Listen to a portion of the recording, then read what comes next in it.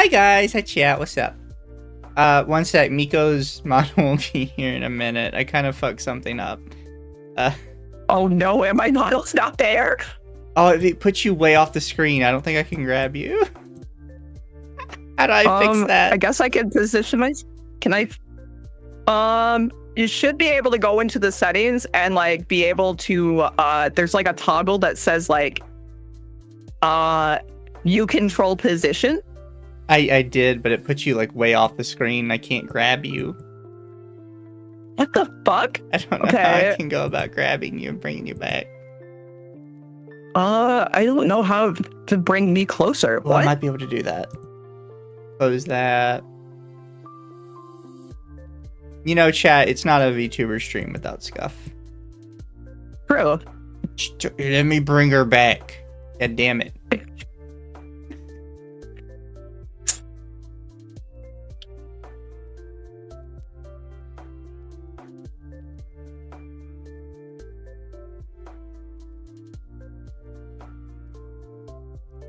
It'll make my announcement on the server too.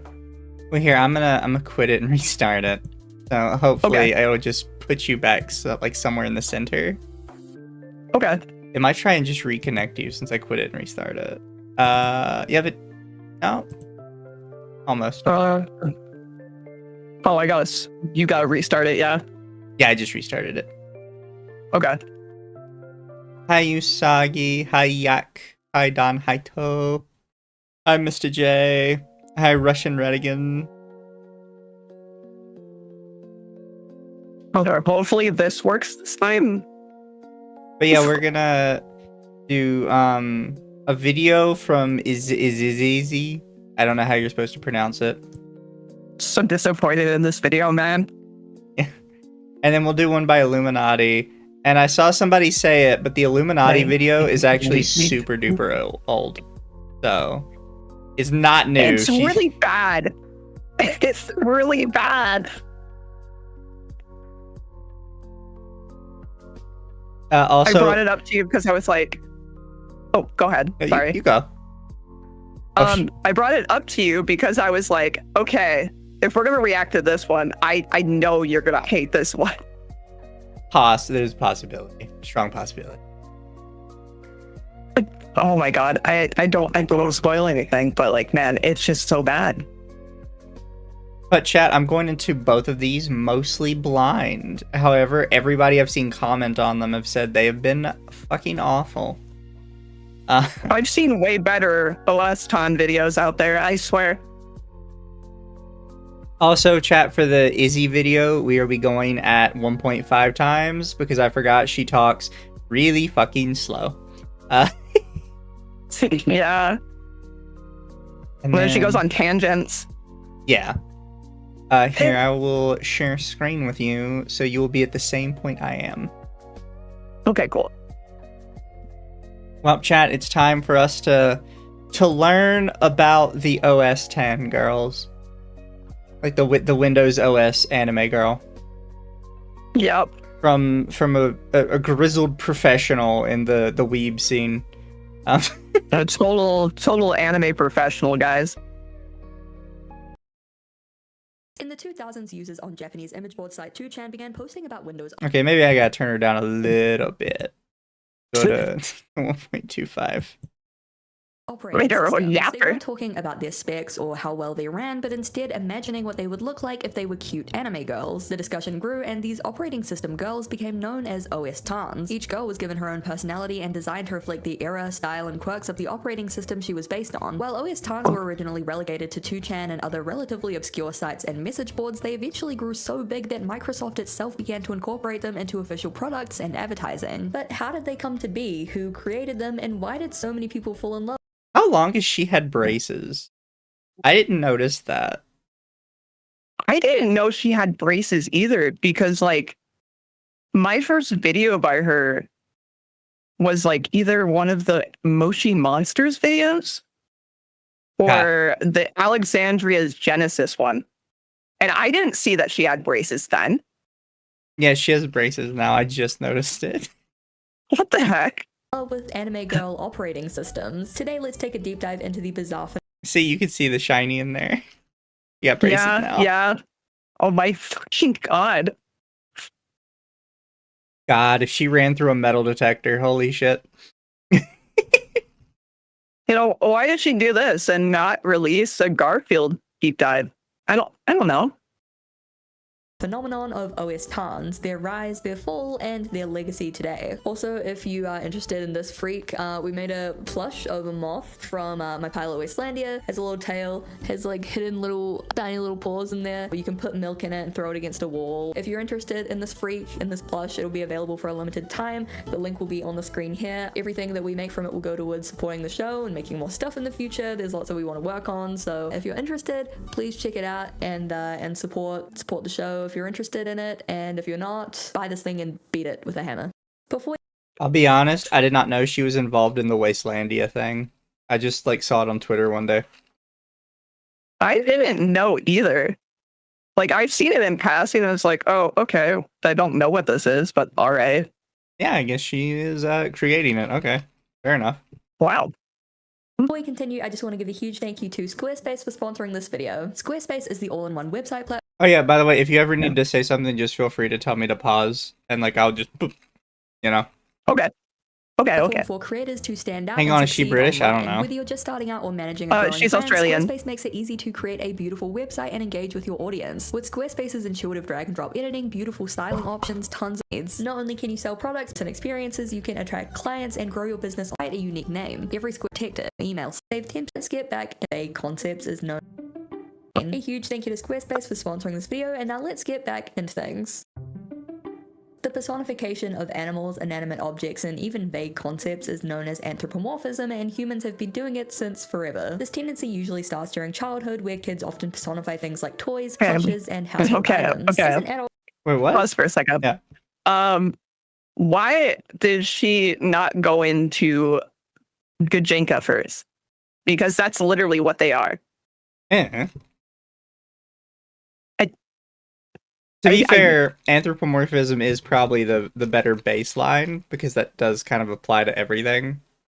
Yeah, but like, I guess the reason why I think that she should have brought up Gajinka is because like that was a big part of this, and then what the fuck is the maids? The maids, insect girls, stuff like that on 2chan. Yeah. Yeah, we'll see where she goes with it. Who knows? Yeah. you probably anthropomorphize more than you think. We project human personalities and traits onto animals, we get spooked by coat racks in the dark because we think they're people, and we even personify vague concepts like death with things like the Grim Reaper. Throughout history, media has been filled with anthropomorphic characters, from the very first sock puppet shows and talking animal cartoons to today, where furries rule the internet and monstrosities like Skibbity Toilet and that stupid AI shark with the shoes are more popular than ever. I mean, specifically with like 4-year-olds, but still. Humans have an innate need to make sense of the world, and projecting human personalities onto basically everything that we see is a very natural response to this. Anthropomorphism has always been incredibly prominent and popular in Japan, with characters for basically anything you can think of. And if you don't believe me, take a look at the thousands of hyper-specific mascots found throughout the country. Toma-chan is a tomato, Nishiko-kun is an armless dancing character based on an ancient roof tile excavated from the area, and Wakapi is literally the mascot for a women's prison. Kitakiru-kun, the mascot of Yamagata Prefecture, is shaped like the outline of Yamagata and carries local produce in a suitcase. This is genuinely life-changing info. It's no surprise that in the early 2000s, Japanese internet users were some of the first to personify software and other online elements into characters with unique designs and personalities. One of the earliest examples can be seen on 2channel, the Japanese image board site that came before 4chan, where one user commented that the Internet Explorer stop button looked like a mushroom. The Internet Explorer stop button looks like a mushroom and it bothers me. I've been thinking about this for a while now, and I can't help it. I'll go and ask Bill Gates about it. So true, lol. From now on, whenever I cook hot pot, the shiitake mushrooms will look like a stop button, lol. It's been a long time since I've seen such a great thread. I can't take it anymore. I've completely turned into a mushroom. The post became a bit of a meme. Just as a side note, this is what people are like when they're like, oh, 4chan and 2chan, they're like dens of scum and villainy like you've never seen before. You know, if you just go to that website, you'd just be steeped in the worst racism you've ever seen. And then you actually go to the website, and it's like, did you ever think the stop button looked kind of like a mushroom?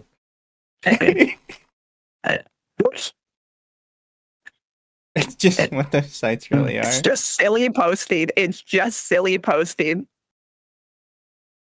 Anthro is an English term, though I agree Gajinko would be more appropriate as it's related to Japanese media. Yeah.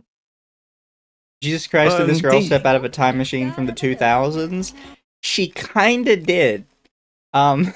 Based on the type of content she makes. Yeah. It's a niche. It's actually what drew me to watching her content at first. It's because I was a 2000s kid, so like, you know. Nobody was like doing a full deep dive on warrior cats, and like that's why I liked her content to begin with. Yeah. The problem is a lot of these people keep feeling a need to expand into more and more stuff, and some stuff they just genuinely don't care about, so they kind of just end up reading the Wikipedia page they find. And then grandstanding when they don't like something about it. Yeah, seen this girl recommended to me before. Her old content was really good, but there's like, there's cracks in it, right? Where you can see like, I don't like that. Yeah.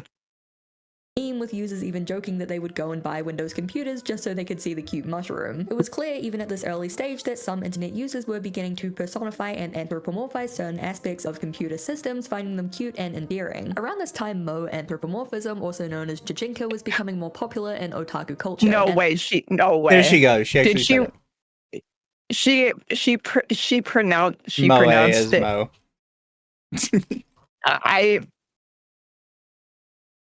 Okay, there we go. But she did bring up Gajinka. Yep. Yeah, she did bring it up, but she didn't pronounce Moe correctly. It's Mo Gajinka, chat. I can't say anything because even though like I know Moe pretty well, chat gets on me all the time for my pronunciation. Understandable. Plants, inanimate objects, and even just vague concepts were moified and turned into cutesy, big-eyed anime girls. While they were meant to come off as cute and relatable, unsurprisingly a large chunk of wait. That one character back there, that was Isis Ton. Yep. I watched an entire video about the creation of her. It's kind of insane. I'll send you it at some point. It's pretty good. Fair enough. Cutesy, big-eyed anime girls. While they were meant to come off as cute and relatable, unsurprisingly a large chunk of the 2chan otaku audience began sexualizing them and proclaiming them as their waifus. In 1999, the first example of a Jijinka based on an operating system, the original proto-OS Tan, if you will, was born. I don't think she really fully understands what Moe is. Because she's like, well, they're supposed to be cute, but some people started to sexualize them. Well, women can be both cute and sexual. Like, I don't... Moe is supposed to be a feeling anyways. Yeah. Like, holy crap. It's not just cutesy. It's just like, oh, I love this character kind of feeling. Yeah. See, chat, that's kind of what I mean when, like, sometimes you see, like, the cracks form in it, and they'll say stuff like, they just started sexualizing these fictional characters. It's like, yeah, you said that like that's a problem. It's not like it hasn't happened with, like, fucking comic book characters. Jesus Christ. Like, they don't exist. OS idol Winchan was created as a mascot for the popular Tech Win magazine, though rather than being based on a specific OS, she kinda just represented Windows as a whole. Her design reflected the color palette of the Windows logo with dark blue hair and a rainbow skirt, though in true OS Tan fashion, she was often depicted with little to no clothing on. Winchan had her own theme song called Win Was Forever, which was,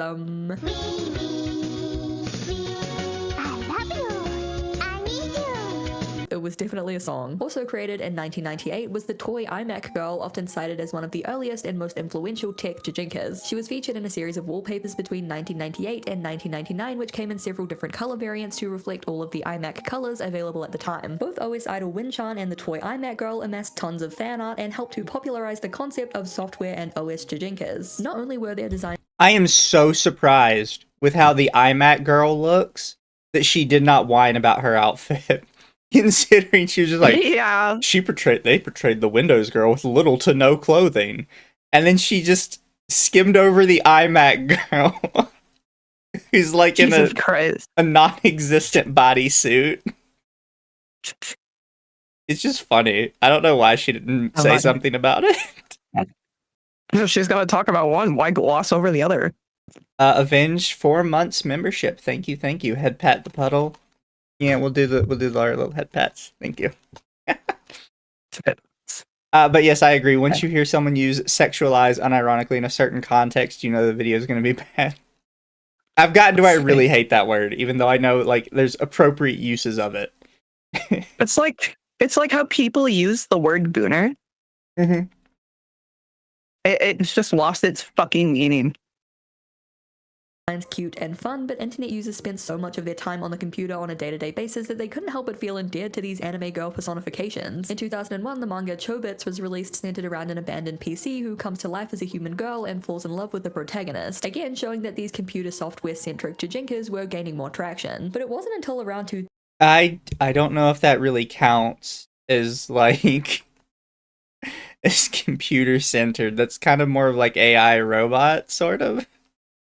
Yeah. And Listen, lady, the sexualization of robots has existed for a long fucking time.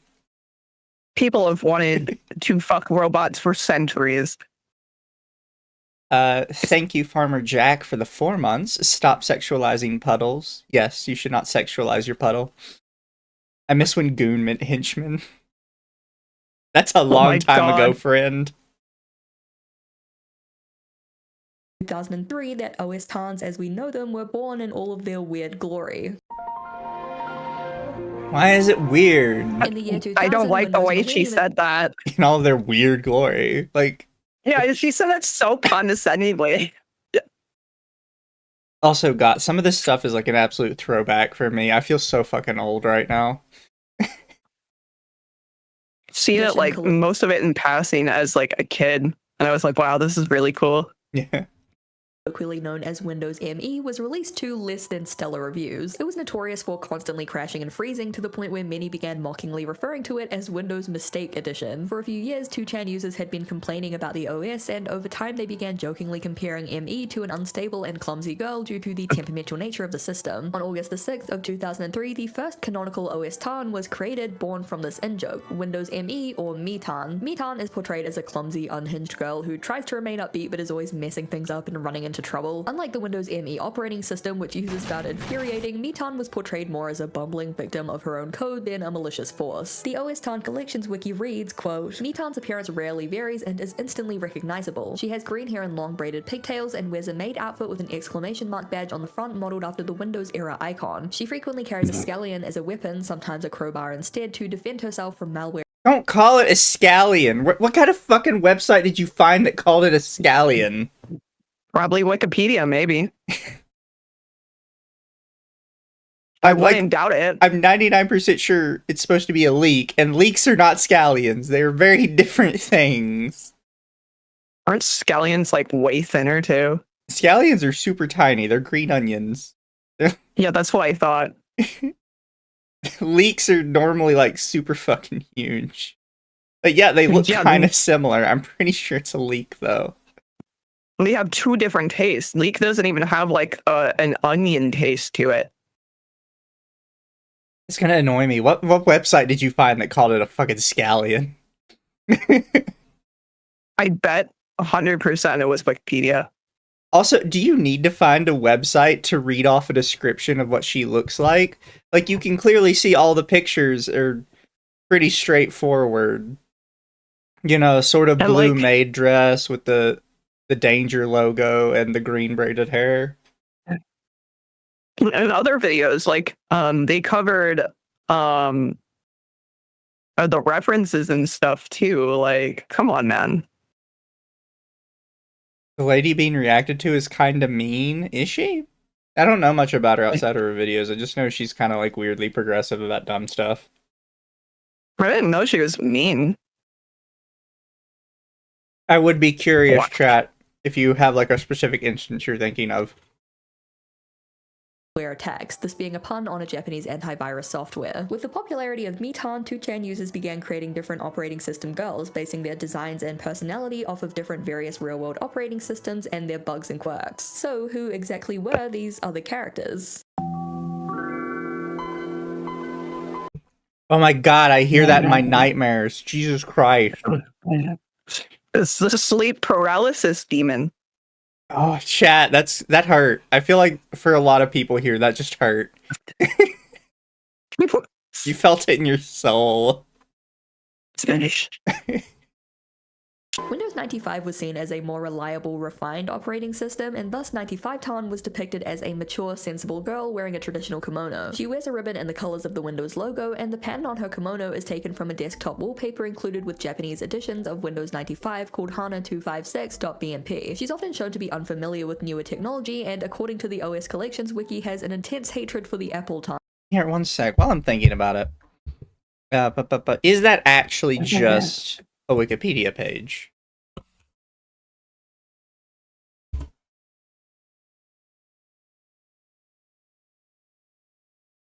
So let me go to 95.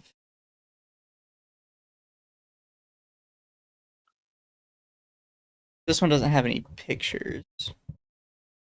I wonder if it was the other one. Oh, the other one is for. Oh, Oh wait, there might actually. No. What page is she looking at? Oh, it might be this one.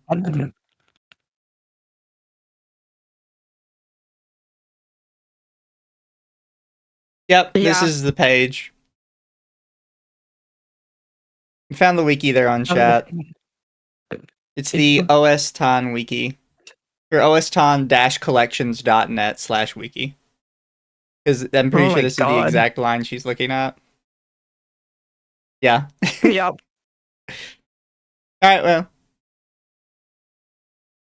Yes, operating system-based racism exists within the world of OS Tarn. Wait, I gotta go back a little bit. What are we talking about? Racism? How'd we get there? She's often shown to be unfamiliar. She's trying to cover the I think it was called like the Great Apple lore or something in the OS Ton lore, but she's doing a really bad job about it. Yeah. And not explaining why Windows 95 hates the OS Collections wiki has an intense hatred for the Apple Tarns. Yes, operating system-based racism exists within the world of OS Tarn. That wouldn't. You say that like it's weird. Like, it's very obvious there'd be a competition between Windows and Apple. It's literally like portrayed as a great war. Like, yeah. I'm not even joking. That wouldn't be like racism. That's like more like intercompany fighting. Like, you wouldn't call like the Neptunia games like racism-based discrimination because they're like framed as different groups of people. Like, they're literally different companies. And the companies are fighting each other for control. I think it was KYDB's video on it. He went into full detail about the war. And it's just an all-out civil war. Yeah. I'd say it's more of a clan war, not racism. Yeah, calling it racism is weird. Yeah. I don't know why that's the first thing she went for. Racist against the furry characters? Windows 98 was represented by two young sisters, 98 Tarn and 98 SE, Tarn SE standing for second edition. They're often depicted piloting these weird snack box mecha suits. The design of the boxes are based on the Vulcan 300 toy from the anime Zatch Bell, but aside from that, it's kind of impossible to know how this in-joke even began or why. I guess someone on 2chan made a passing. As a side note, I need to watch Zatch Bell again. It's been so long. Did you ever see it before? I haven't. I need to watch it. It's like a bunch of little kids from another dimension sort of get sent to Earth, and they bond with a specific human, and they have to like use magic powers to kick the shit out of each other to see who gets to be king of their planet. That sounds sick. I want to watch it. There was a sequel series to Zatch Bell. I heard about that. I never looked into it though. Reference, and it somehow spiraled into a popular in-joke that became a canonical part of her design. There's definitely some questionable stuff on 98 Tarn's wiki page. It says that she's sometimes depicted as a futanari, even though she's also literally referred to as a small girl on the same page. You're like, why is she even being depicted like that at all if she's supposedly a child? It's one of You're cringe. First off, you're cringe. Second off, if you were a futanari, that would just be something you were. Like, if they were real. How much do you want to bet? How much do you want to bet that she thinks rap is a slur?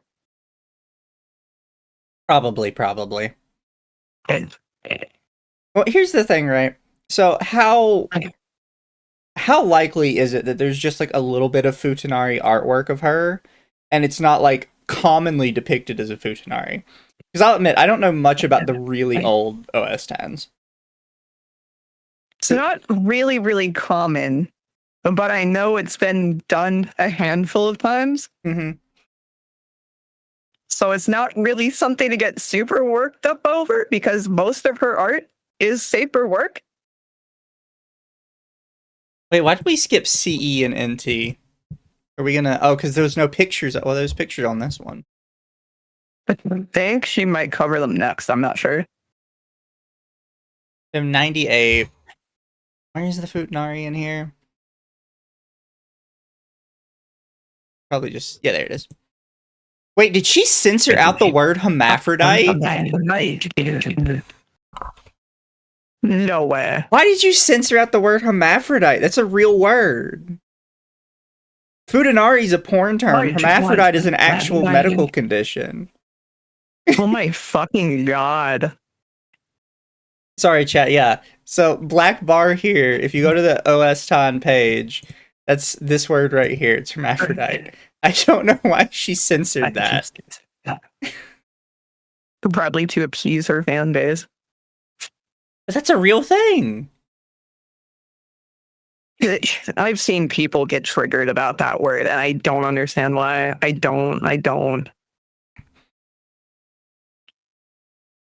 Girl on the same page, you're like, why is she even being depicted like that at all if she's supposedly a child? It's one of those things like she's a 13-year-old girl, but she's also a fictional operating system, so it's fine. She's actually 1,000 years old in dragon years, so it's not creepy, okay? I'm gonna be bold here we and say, fucking I think go. it's creepy. Yes, Here we go, chat. This is where we're getting at. Also, I'm with that one meme where it's got like no, she has the mind of or she has the body of a child. It's still a child, and the other person's like, no, she's a 1,000-year-old dragon. Like it doesn't matter. And then you've got the Chad in the corner that says, I think this fictional child is hot.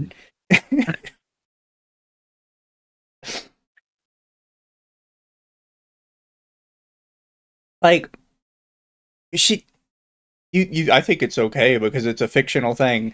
Yes, literally, it's fictional. Her age does not matter. I have a specific meme of one of my characters where I just have a picture of her, and beside it says 17, and it's got like all the picture of the people with all the pitchforks and torches, and then the exact same picture, but I changed the 17 for a 19, and it's all the people like nice and happy and fine with it. It's a fictional number. God. You can just swap it out. It doesn't fucking matter. It's like the people who get mad at artist Lumi Miku because her canonical age is 16. Yeah. Okay, she's been that old since 2007. She'd be in her like 30s now. What the fuck is wrong with you? Did you ever see the tweet I made that I got in trouble for? Where I was trying to mess with the people that just got into Miku, and they're like, you can't sexualize Miku, she's a child. And I posted a picture of Miku with Rin and Lin sitting on her lap. And I said, Miku is a proud lolly showgirl who's in an incestuous relationship with Rin and Lin at the same time. I think I commented on that. I can't remember. I got people so mad. I remember when you made that fucking post. That was also, I think that was the same one that I quote retweeted. And I was like, dude, shut up. Get out of my fandom. People got so mad. That was the person that deleted their post, if I'm not mistaken. Possibly, yeah. But chat here, we'll hear her whole line here. Let's hear her out. Her explanation. Like, why is she even being depicted like that at all if she's supposedly a child? It's one of those things like she's a 13-year-old girl, but she's also a fictional operating system, so it's fine. She's actually 1,000 years old in dragon years, so it's not creepy, okay? I'm gonna be bold and say, I think it's creepy. Yes, I'm brave. Wow, such a brave soldier. I think it's creepy. Yes, I'm brave. Insert the painting of the guy standing up. In her particular fandom, or her particular section of the internet, that reads to me like one of those people that like bold statements only on this channel, chat. When they know like it's something everybody that follows them agrees with.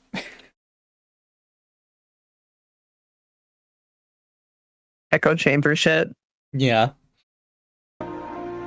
One of the most popular early OS Tans was Windows 2000 or 2K Tan, and looking at her design I think it's pretty clear why. Compared to the other early OS Tan girls, her design is a lot more bright and vibrant, with bright blue hair, a rainbow outfit in the Windows colors, and hair clips that look like cat ears. This was sort of a play on words since 2K in Japanese is Nike and the meowing sound is nya, so she was jokingly nicknamed Nyaki. Because of Windows 2000's reputation as a stable, reliable operating system, 2K Tan was depicted as intelligent, professional, and a sort of guardian / older sister figure for the other operating systems, especially Mipan. She basically came off as this nerdy, Are you not gonna bitch and moan about the fact that she's basically wearing a one-piece swimsuit under her clothes? I feel like that was the first thing she would have mentioned. I mean, she brushed off the fucking Matt girl. I'm not surprised. It's weird because it calls out the weirdest things. Cyber cat girl warrior, which was obviously very appealing to the otaku audience. Is that it? That's all we're saying about her? Okay. Other videos went in way more detail about her. What the fuck, man? We just showed a couple pictures, moved on, like, yeah, she's good, bye.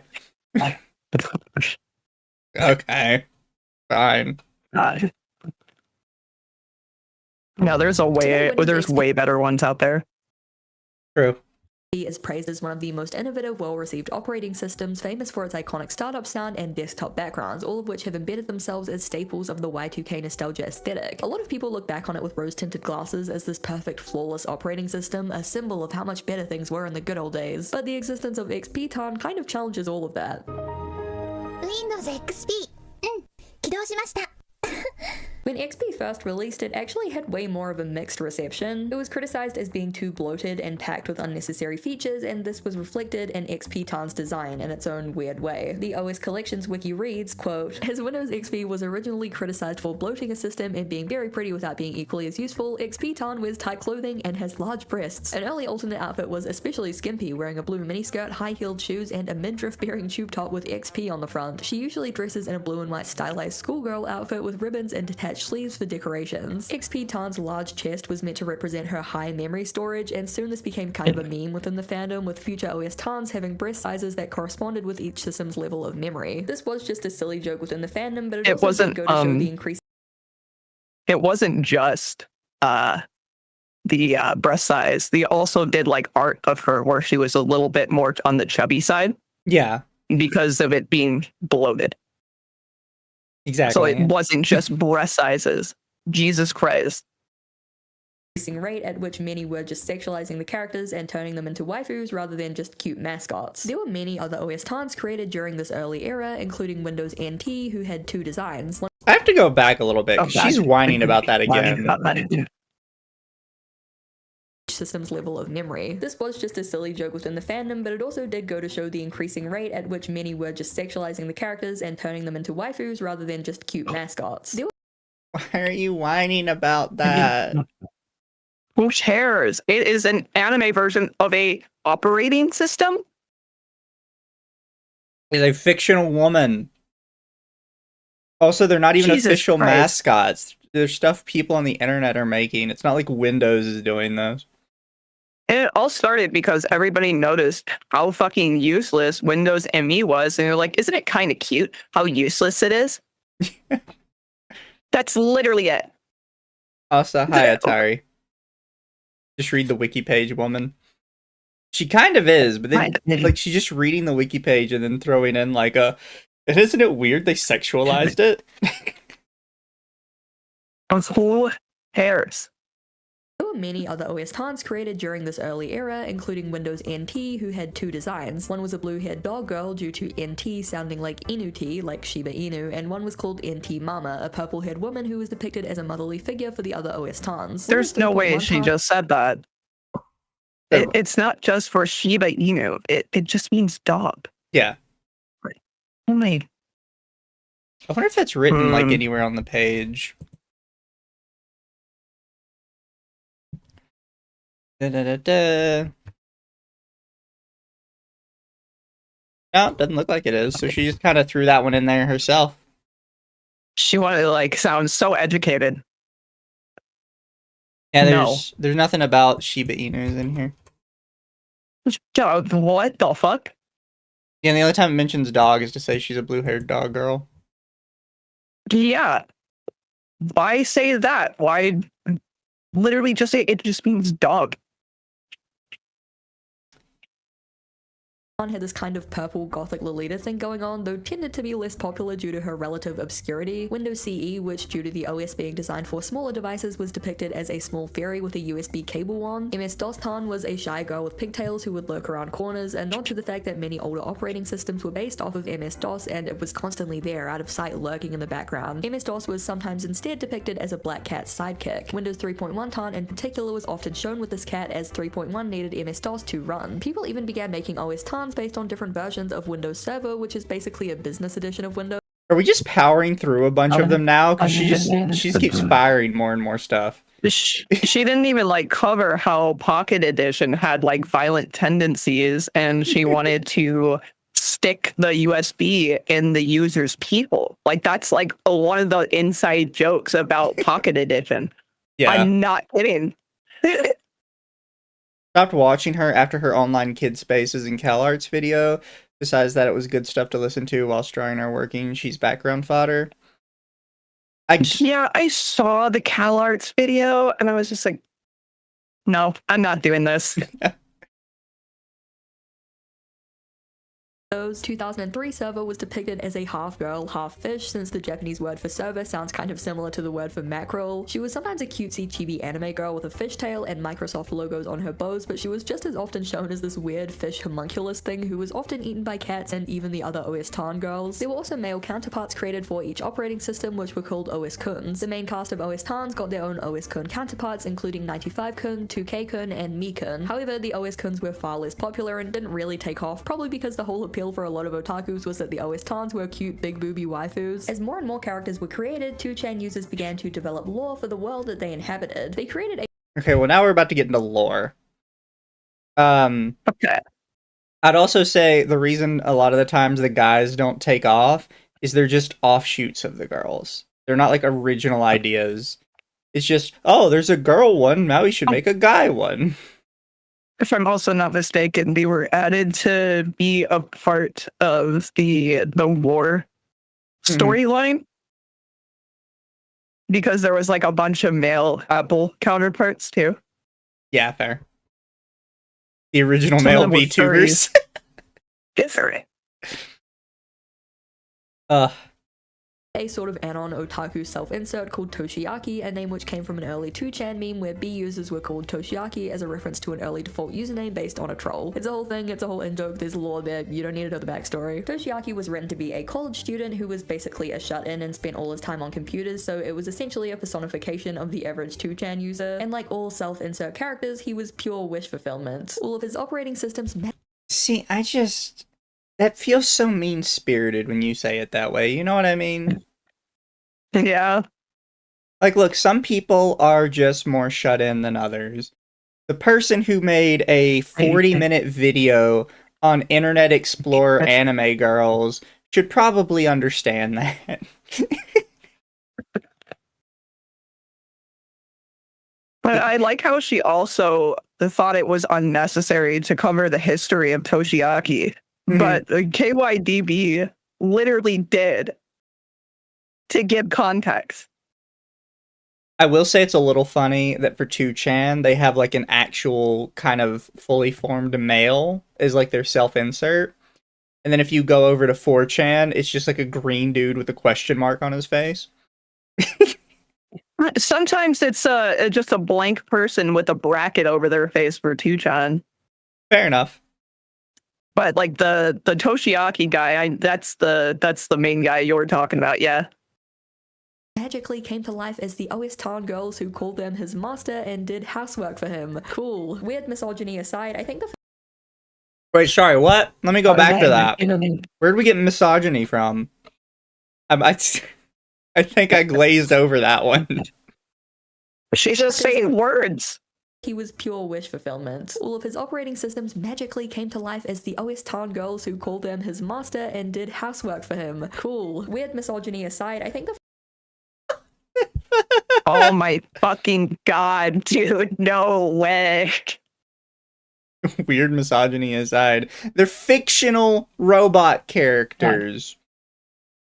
It's like it's like the concept of owning a cat girl or something. Or a dog girl. For fuck's sake. Also, hi, Stario. The phenomenon of OS X and this quite literal depiction of home computers coming to life really highlights how some people were interpreting the rise of the home computer. Computers were suddenly everywhere, they were everything, and while some were resistant to this change and suspicious of this new technology, others were embracing it to the point where they were seeing their computers as friends, or, sometimes more than friends. In the early days, the OS X girls were relegated to comic strips and fan art, so the lore was a bit all over the place. But in April of 2004, a fake anime intro called Troubled Windows was released that not only helped to expand and solidify the OS X canon, but helped to catapult the fandom out of obscurity.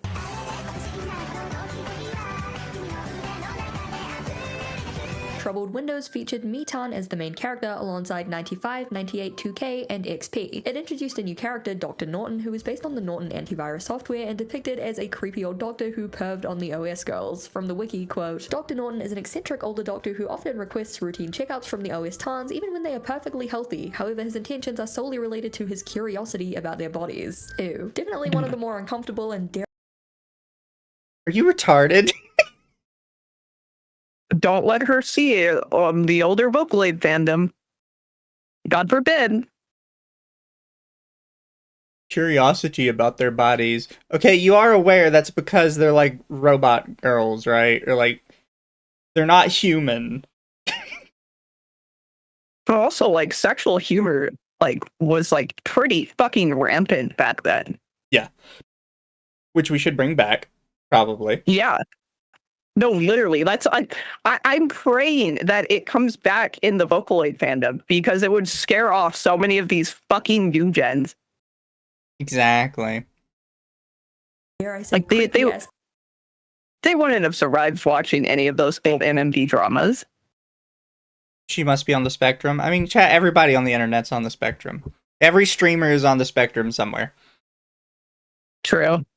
of the Very OS true. lore. Troubled Windows was huge within the fandom, and it gained even more widespread popularity once it was posted to a brand new video sharing site that launched in 2005, YouTube. You may have heard of it. Troubled Windows spawned several other fan videos, including a fake anime ending theme and countless flash animations of the OS Tans. There was also tons of fan-made merch, one of the most well-known being the Troubled Windows OS Tan fanbook released in July of 2005. It included character bios, lore explanations, and comic strips, one of which included Dr. Norton being Dr. Norton. The fanbook even came with a set of figurines of Mitan, 95 Tan, and XP Tan. The UU company released a figurine of Mitan, one of the most well-sculpted, detailed figurines that had been released yet, and over time several other OS Tan girls got their own figurines too. Looking on eBay, OS Tan merch seems to be pretty few and far between, but the items that are listed tend to be on the pricier side due to their rarity. The 2005 fanbook and the figurines that came packaged with it are the most common item to see, and the least pricey being around 100 to 160 Australian dollars. However, Probably some of that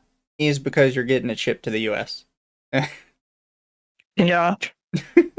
Or, sorry, to Australia. Jesus, what does the Australian dollar look like? Do you see that? United States, $411, approximately 624 Australian dollars. Jesus Christ. Good luck, Australia.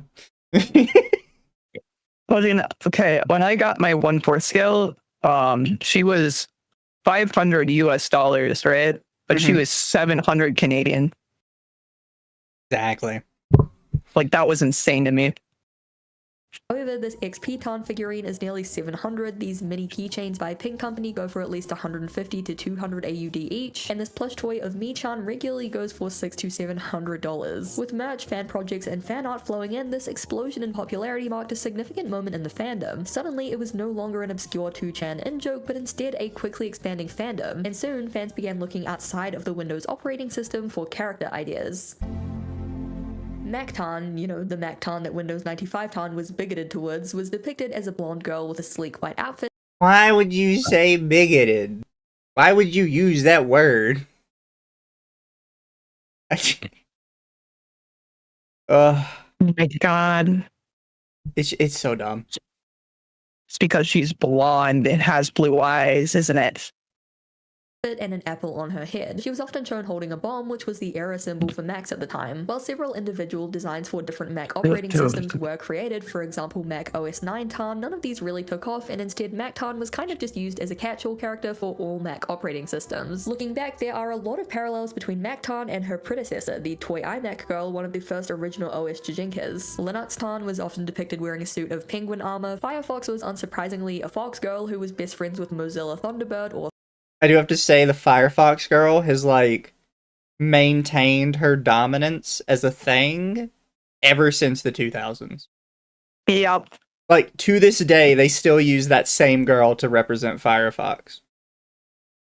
Like, isn't there even like skins for Firefox browser?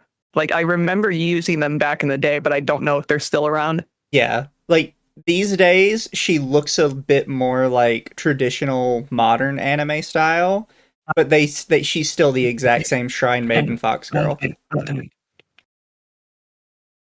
No, they've always kept that consistent. or Thunderbird Tan. Opera Tan wore a blue and red outfit to represent the flag of Iceland, the home country of the opera CEO. Yeah, no, this would not fit opera anymore. Yeah. And she brandished a wand to represent Opera's wand function. It's worth noting that during this time, everyone was trying to create the next big OS Tan, so getting in early to an untapped operating system was crucial. This is why when trolling the depths of the OS Tan wiki, there's just this endless list of bizarre, obscure... Is she going to talk about Merryweather? Oh my god. I just thought about that. Because we still have, like, what, 20 minutes in this? Yeah, like 20 minutes. I bet she is. I bet she is. I bet we spend more time on Merryweather than anything else. operating system girls based on OSs that you've never even heard of. Basically, even at this early point, the fandom had already gotten to the bottom of the barrel, jumped the shark, if you will. You had characters like Tiny OS Tan, based on an embedded OS used in wireless sensor networks, which was also apparently used in Estonia's first satellite, the more you know. There was Geniac Tan, based off of an extremely early toy computer operated with rotary switches, which was sold as an educational toy in 1955. And who could forget H316 Tan, based on the 1969 Honeywell kitchen computer, which never even made it to market because it was too hard to use and insanely expensive. To quote the wiki directly, I kind of want one of those now. I want like a modern version that's or whatever really the sick. fuck that is. No, that's really sick. Also, I don't know what she means by like jumping the shark. Like, yeah, people are gonna...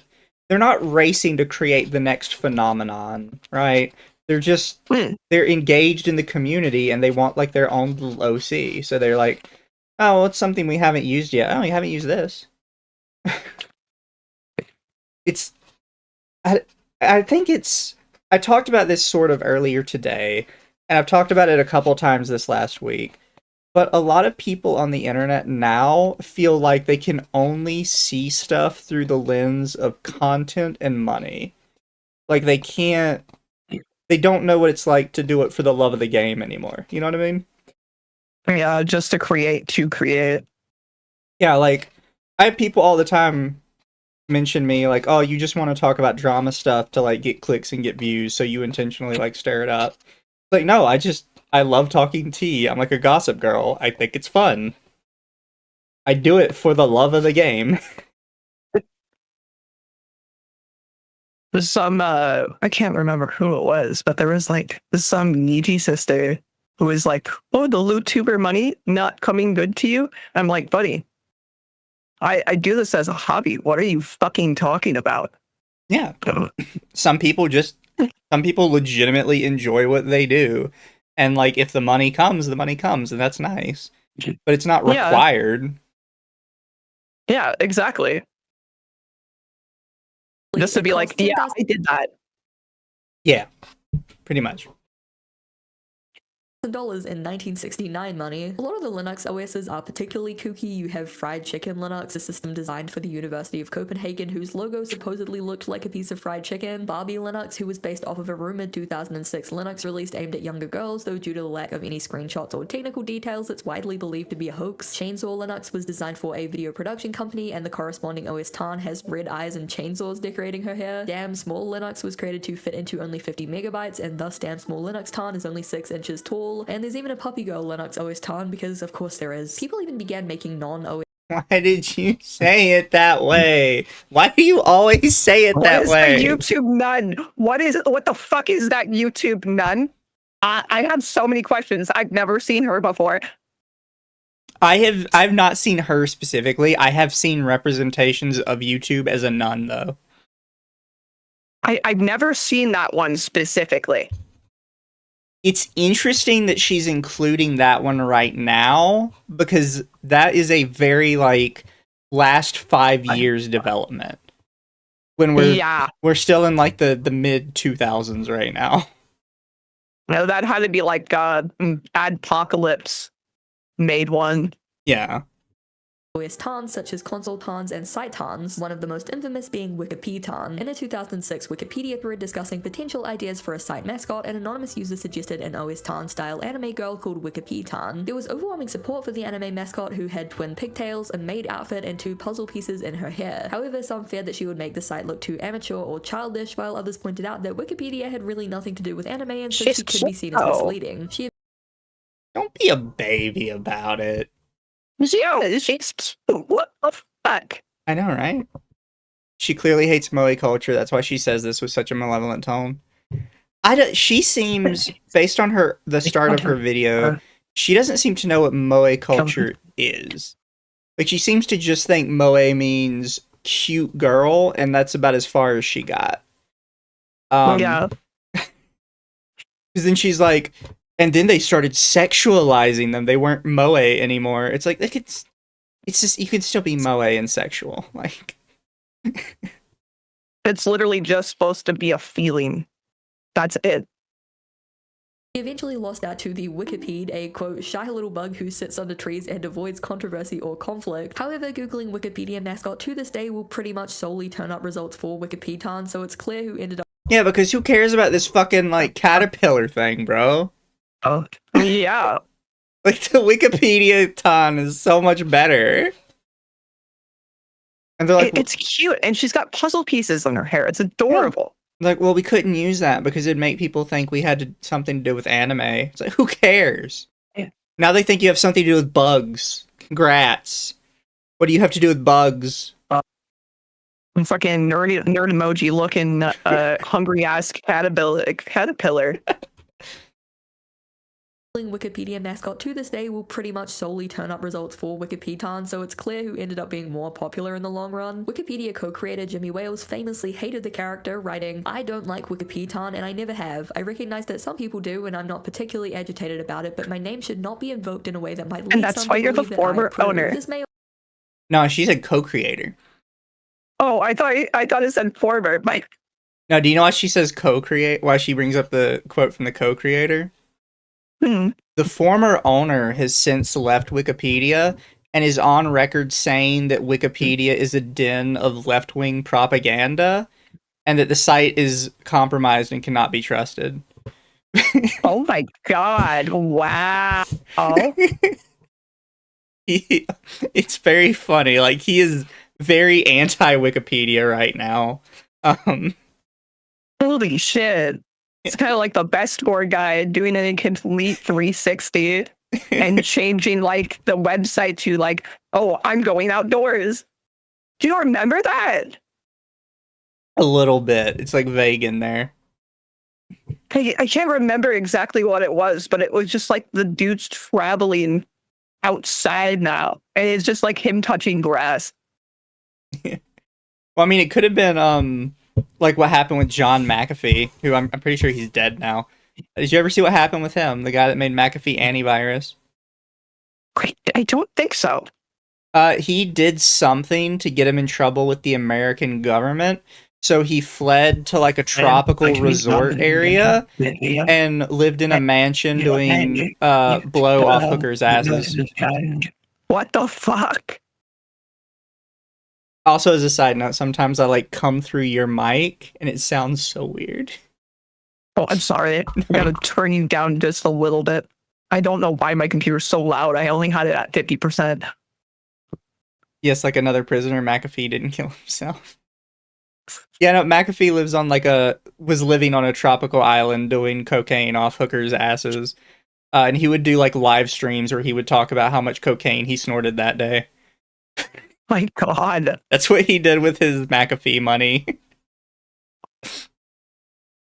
Hookers, cocaine, and blackjack. Yeah. Yep, I know what's gonna happen. We see like a lot of lolly stuff popping up. I about know where we're going here.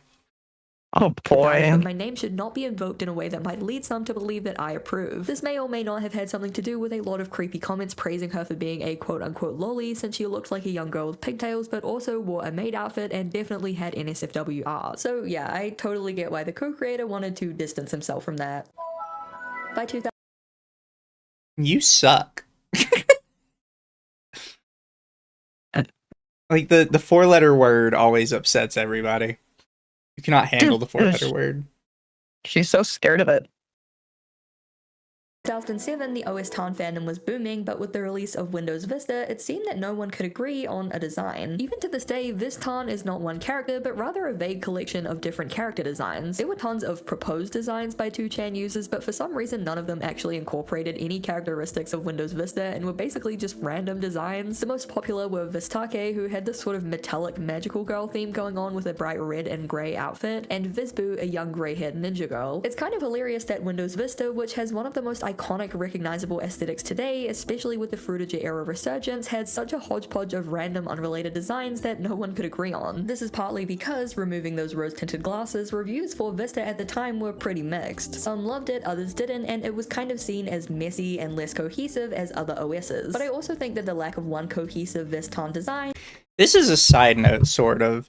I think we need another word for stuff that in retrospect looks really good, right? Because she says rose-tinted glasses. Typically, rose-tinted glasses is when you remember something more fondly than it was. But it's not necessarily true for stuff like Vista. With Vista, it's remembered more fondly because the stuff we have now sucks. And it's not like, oh, I remember Vista as this wonderful thing. It's, no, Vista just factually was better than, like, Windows 11. Yeah. Like, I feel like that there's something else. I don't think nostalgia's it either. Nostalgia's also kind of rose-tinted glasses. Yeah.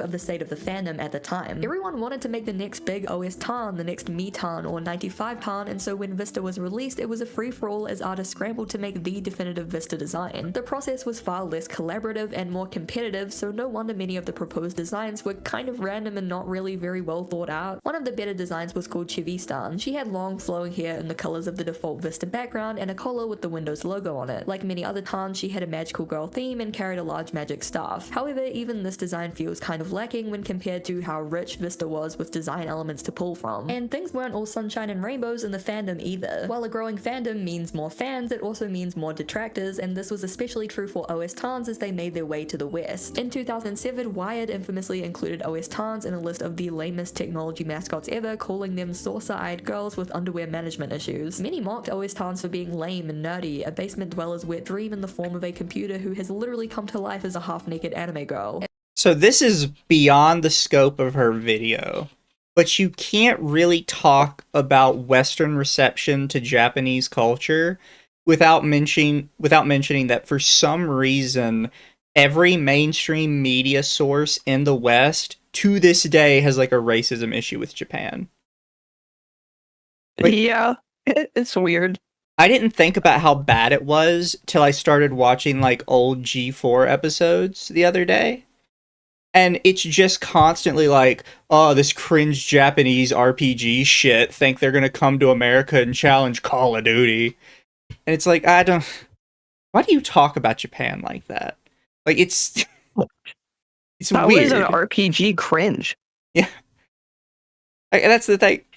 We have, like, cute mascots and shit like that in America all the time. But when you talk about the Japanese version, suddenly it's like, oh, these fucking Japanese weirdos and their mascots. Like, what the fuck is wrong with them?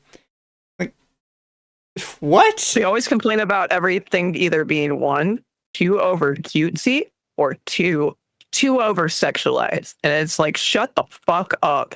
Yeah. But that's like, this is beyond the scope of her video, but you really can't talk about Western reception until you talk about like Western racism to Japan. which I still don't Yeah. know where it came from, because a lot of us enjoyed Japanese games as kids. So I don't know why it's like so hated. And some of these criticisms wonder- were indeed valid. I wonder if it's just like the fact that most things were quote unquote weird, you know, and they found a way to demonize it. Maybe. Many OS-tans were designed to fit into this kind of perfect waifu archetype. Tiny waist, huge boobs that corresponded with memory size, you know, for lore reasons. Always positioned so the camera was slightly upskirt, always wearing some kind of... I don't know if you know what upskirt means. Why didn't you show a picture that like encapsulates that? Because none of It's these not even qualify as upskirt. upskirt. Like the worst one is on the right here, 2K time. She is literally looking down at her. It's like it's a high angle shot. There's no like actual panty shots. Like, what is she fucking talking about? Also, yes, tiny waist, aka typical Asian waistline. Again, that's something else you have to look at. If you look just like at a picture of the average street in Japan, everybody's thin. Like super thin, and they're like really small. Even the guys are like really small. So yes, they're gonna draw their characters to be on the smaller side. Also, that was everywhere. Like, shut the fuck up. Everyone used to prefer women to be like tiny waist, big titties. Like back then. Oh. If you were like over 130 pounds, according to like TMZ or modern media, you were fat. Yeah. Like, it wasn't just this. Come on. I am gonna have to sneak away for 5 seconds because I just really have to go use the bathroom. Alrighty. I will return in just a second. Bye.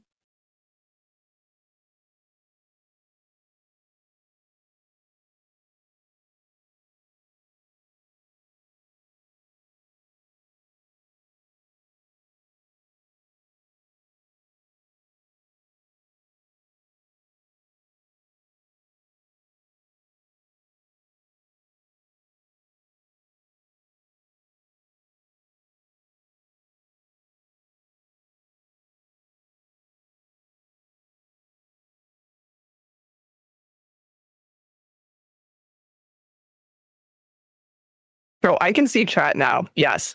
Sorry, I was pulling it up on my phone. He's now tiny. He's like, he got really big and now he's really tiny. Hi.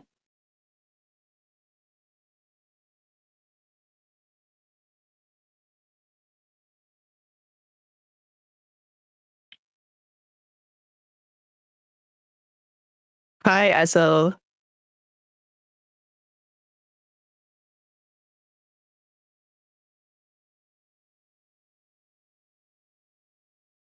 No, I'm not going to do that. I'm not going to do that, Bull. No.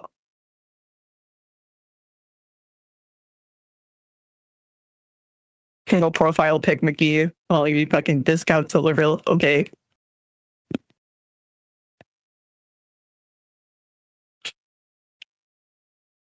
Sorry, I'm back. How's the video so far? Oh, it's terrible. It's awful. It's your dog shit. We're just kind of reading off Wikipedia pages, I feel like, and then when she actually gives her opinion, it's just like, this is gross and creepy, and why are they all women, and why do they all have big titties? And not understanding the concept of moe. Yeah. Leotard, swimsuit, lingerie type outfit. Not only that, but their personalities often reflected this weird fantasy of a girl who is shy, demure, and innocent, for lack of a less creepy word, and yet still also very sexualized. It didn't help that a lot of the OS What are you talking about? All of them had different personalities. I don't... What if that was a fucking violent fairy? I don't... What? I don't get it. Tans were depicted as younger girls, and this is in part thanks to the Mo art style that was popular at the time, but also a lot of them were just outright depicted as children or preteens. And yet, a large chunk of the fan art was NSFW, or at least suggestive. Again, I know there's going to be people that say, oh, she's an operating system, she's a 13-year-old girl, but she's also literally just code, she's a drawing, why are you getting mad? You can argue with a wall, or leave a long, angry comment in the comment section. But while that stuff is indeed creepy, you can't tar the entire fandom or the concept of OS Tans with the same brush. Sure, there were a lot of Dr. Nortons in the crowd who were only interested in the OS Tans as waifus, but there were also tons of fans who loved making designs and developing the lore. They made comics showing comedic interactions between the Tans, wrote fanfics, partook in all of the inside jokes in the fandom, made merch, did cosplay, and more. There is a genuine appeal to all of these characters and their personifications as home computers and systems that we use daily. And this is something I hear a lot with kind of, you know, Twitter people that just get into a fandom. And they're like, yes, some of you are creepy, but there's also some decent ones.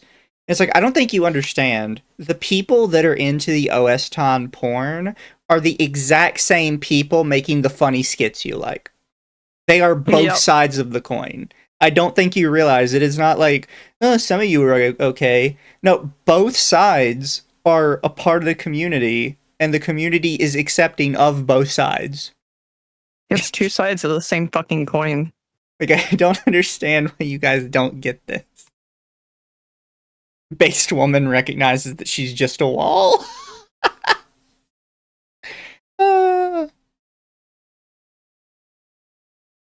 Cosplayers are these creeps, she calls them. No, she's saying the cosplayers aren't creeps. But she doesn't realize that the cosplayers are probably the same ones that have, like, pictures of OS Tan porn in their room. Like... No, literally. it turns out If that they're cosplaying something as obscure as that, right? They're bound to have some kind of not safe for work. Come on.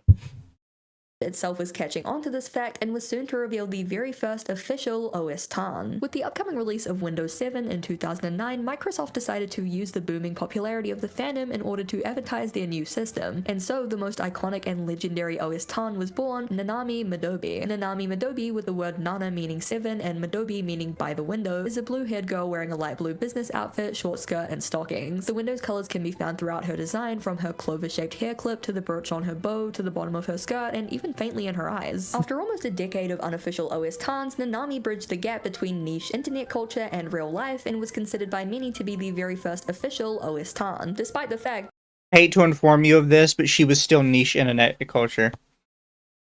Like, I understand where she's going with this. Like, well, she was actually put out by the company. It's like, yeah, but she was still niche internet culture. Like, the only people that knew about her or cared were the same people that liked the OS Tans to begin with. that she wasn't actually made by Microsoft, at least not exactly. She was actually created by a company called Windows 7 Mania, an organization that aimed to promote Windows products in Japan. It was a subsidiary of a company called Techno Alliance Corp, which itself was an official partner of Microsoft. So she wasn't directly made by the company, but rather an affiliated partner company. In an interview with the BBC, a spokesperson for Microsoft Japan denied any involvement with the character, writing, "Although OS Tan for Windows, known as Nanami Midobi, is not an official character nor marketing initiative run by Microsoft, we are delighted to see great enthusiasm among our user community over OS Tan and Windows products." Despite this claim, it's pretty clear from the evidence that whether they created her or not, she was indeed used as a marketing tool by Windows. When ordering Windows 7, they ran a promotion where the first 7,777 copies sold included an exclusive CD which featured different Nanami Midobi themed wallpapers and themes. It even included an original song supposedly sung by Nanami called 7 Color Generator.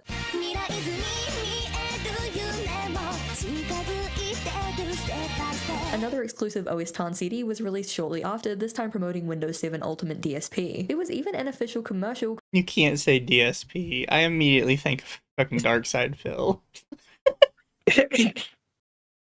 There's like certain acronyms I cannot hear without thinking of other things.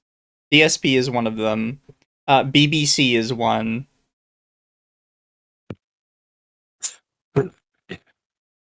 You're not wrong. Windows 7 Mania that aired in Japan, which featured Nanami promoting Windows 7 and its various features with an interesting emphasis on encouraging users to build their own PCs. これくらいの PC ケースにマザーボード、CPU、メモリ、グラフィックボード、ハードディスク、DVD、出来上がりお好みの自作パソコンを皆さんも作っちゃいましょう。 It had an interesting focus on building your own PCs because she was still niche internet culture. And the people that would be interested in her would be the same people that are kind of interested in just making their own PC. Like, it's not an interesting focus on it, it's just that's the kind of community she was marketed towards. The, like, really focused on, like, the technology and stuff. Yeah. It's honestly really weird and strange to me how vehemently Microsoft denied any involvement with Nanami Midobi, despite how much they ended up using her for marketing and promotion. Maybe they weren't yet ready to associate with this kind of online otaku audience, maybe they saw anime as too childish for their brand, or maybe they just didn't want floods of NSFW art of their mascot. Whatever their hang-up was, they got over it fast, and it wasn't long before they were creating and endorsing their own OS tans. Inspired by Nanami Midobi and the Bing Girls, which, look, they made Bing sexy, what else do you want me to say? Microsoft Taiwan decided to create their own official mascot for the 2010 release of Microsoft Silverlight called Hikaru Aizawa. 大家好，更酷的是 Windows Phone 7也是使用 Silverlight 的技术哦。 A visual novel game was created for the promotion where you could customize your own character and interact with Hikaru and her 3 sisters. Also, I have to note here that the customization only allowed you to choose a PNG from your computer to be the face, resulting in the ending screen looking like this. So, Another Aizawa girl. I'm surprised we're just now getting to this one, because if any of them is actually mainstream famous, it's this one. yeah. Was created to promote Internet Explorer in Singapore, Inori Aizawa. She wears a hair clip in the shape of the Internet Explorer logo, and the Windows logo is stitched into her collar. The logo also appears on her belt, and her entire outfit is white and blue to match the web browser's colors. She was initially announced at Anime Festival Asia, where she debuted in her own anime short, which should give you an idea of how serious this OS Tan stuff was getting at this point. Windows Azure was a cloud computing platform, and with its release came the debut of Claudia Midobi, the second member of the Midobi family. An official page for Windows Azure on the Microsoft website from 2011 contains a character bio for Claudia, where we learn that she's a university graduate, an aspiring Azure developer, and also Nanami's cousin. Again, this is another instance where Nanami Midobi is included in official Microsoft materials and promotions even after they denied any involvement with her. There's actually a series of comics on the website that uses Claudia, her brother Claude, Nanami, and a new character called Tencho to promote Windows Azure. As a side note, like, it's kind of weird to me that she's hung up on this, even though Microsoft denied any, involvement with her. Like, first off, you showed us, like, one message from a dude from Microsoft Japan who said, like, we didn't make her, but we're happy to see, like, the community being so active. And it's like, that's not like a full-throated, like, we have nothing to do with this character. It's just, yeah, we didn't make her, but, like, it's cool to see her. So I don't know why she keeps saying this, and Microsoft denies any knowledge of her, but they include her in promotional material. Like, why are you hung up on this? Did Microsoft, like, kill your cat? Like, I don't get it. Microsoft burned her house It's just and killed all 3 of her cats. It's just a weird thing for her to get hung up on. I don't really get it. She's way too fast in her explanations. To be fair, she's on 1.25 because she normally talks very slow. So Yeah. just keep in mind she's a little bit faster than normal. In the story, Nanami works at a PC parts store run by Tencho, where they build PCs, servers, and run an online shop. Tencho is suspicious of cloud technology since it's new and doesn't use the physical servers that he's used to. However, when the shop server goes down, Claudia helps them by calling her brother, an experienced cloud engineer, and they come up with a solution to use Windows Azure. It's honestly such a fun way to introduce and advertise a product, and really gets to the heart of why so many people find OS Tans endearing. They personify these complicated systems as fun, silly characters who get up to hijinks while also being helpful and educational. Don't be intimidated by the complexities of Windows Azure, she's just a cute girl with glasses. No need to be confused downloading Windows 7, let Nanami Midobi guide you through it. Don't be scared of Norton Antivirus, it's... okay, actually not that one. With the highly anticipated release of... I think this is... His chat's mentioned this earlier. I think this is coming from her not understanding why people don't like antiviruses. Because I think it's still a very normie take that you should have an antivirus on your computer, be it Norton or McAfee. But the average person does not, the average, like, internet savvy person does not have a Norton or a McAfee on their computer anymore. Because they're kind of well known as being, like, actual malware. Like, I don't know how many people remember this, but it might still be this way. There was a generation of AVGN. I think it's AVGN. It's a type of antivirus that was actually very popular because they had a free version. The free version was actual malware. If you tried to uninstall it, every time you opened up the internet, it wouldn't let you go to any website except the AVGN website, and it would tell you that it's too dangerous to be on the internet without an antivirus, and you need to reinstall it. That's fucked up. Holy shit. Avast, yes, thank you, Avast. Like, it was actual malware.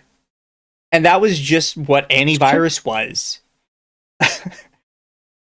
And now most people are aware that Windows Defender is fine. Like, you're not really getting anything else out of it past Windows Defender. Everything else is just kind of pretending like it's good. Of Windows 8, 2 new official OS tons were created. You and I Madobi, obviously a pun on the words you and I. The two are sisters with brownish orange hair who wear school uniforms, with you being the sensible older sister and I being the more outspoken younger one. You know what a school uniform looks like? This is a fair question. Or does the website you're looking at tell you it's a school uniform? It's not really a school uniform. It's more like a dress. Yeah. It's got elements of the school uniform in it, with like the necktie bit, but it's kind of like a unique outfit all to itself. I don't know how you looked at this and you said it was a school uniform. Yeah. I mean, like the collar, maybe. Yeah, sure. Yeah, the collar is about like the best you're gonna get, and the little tie.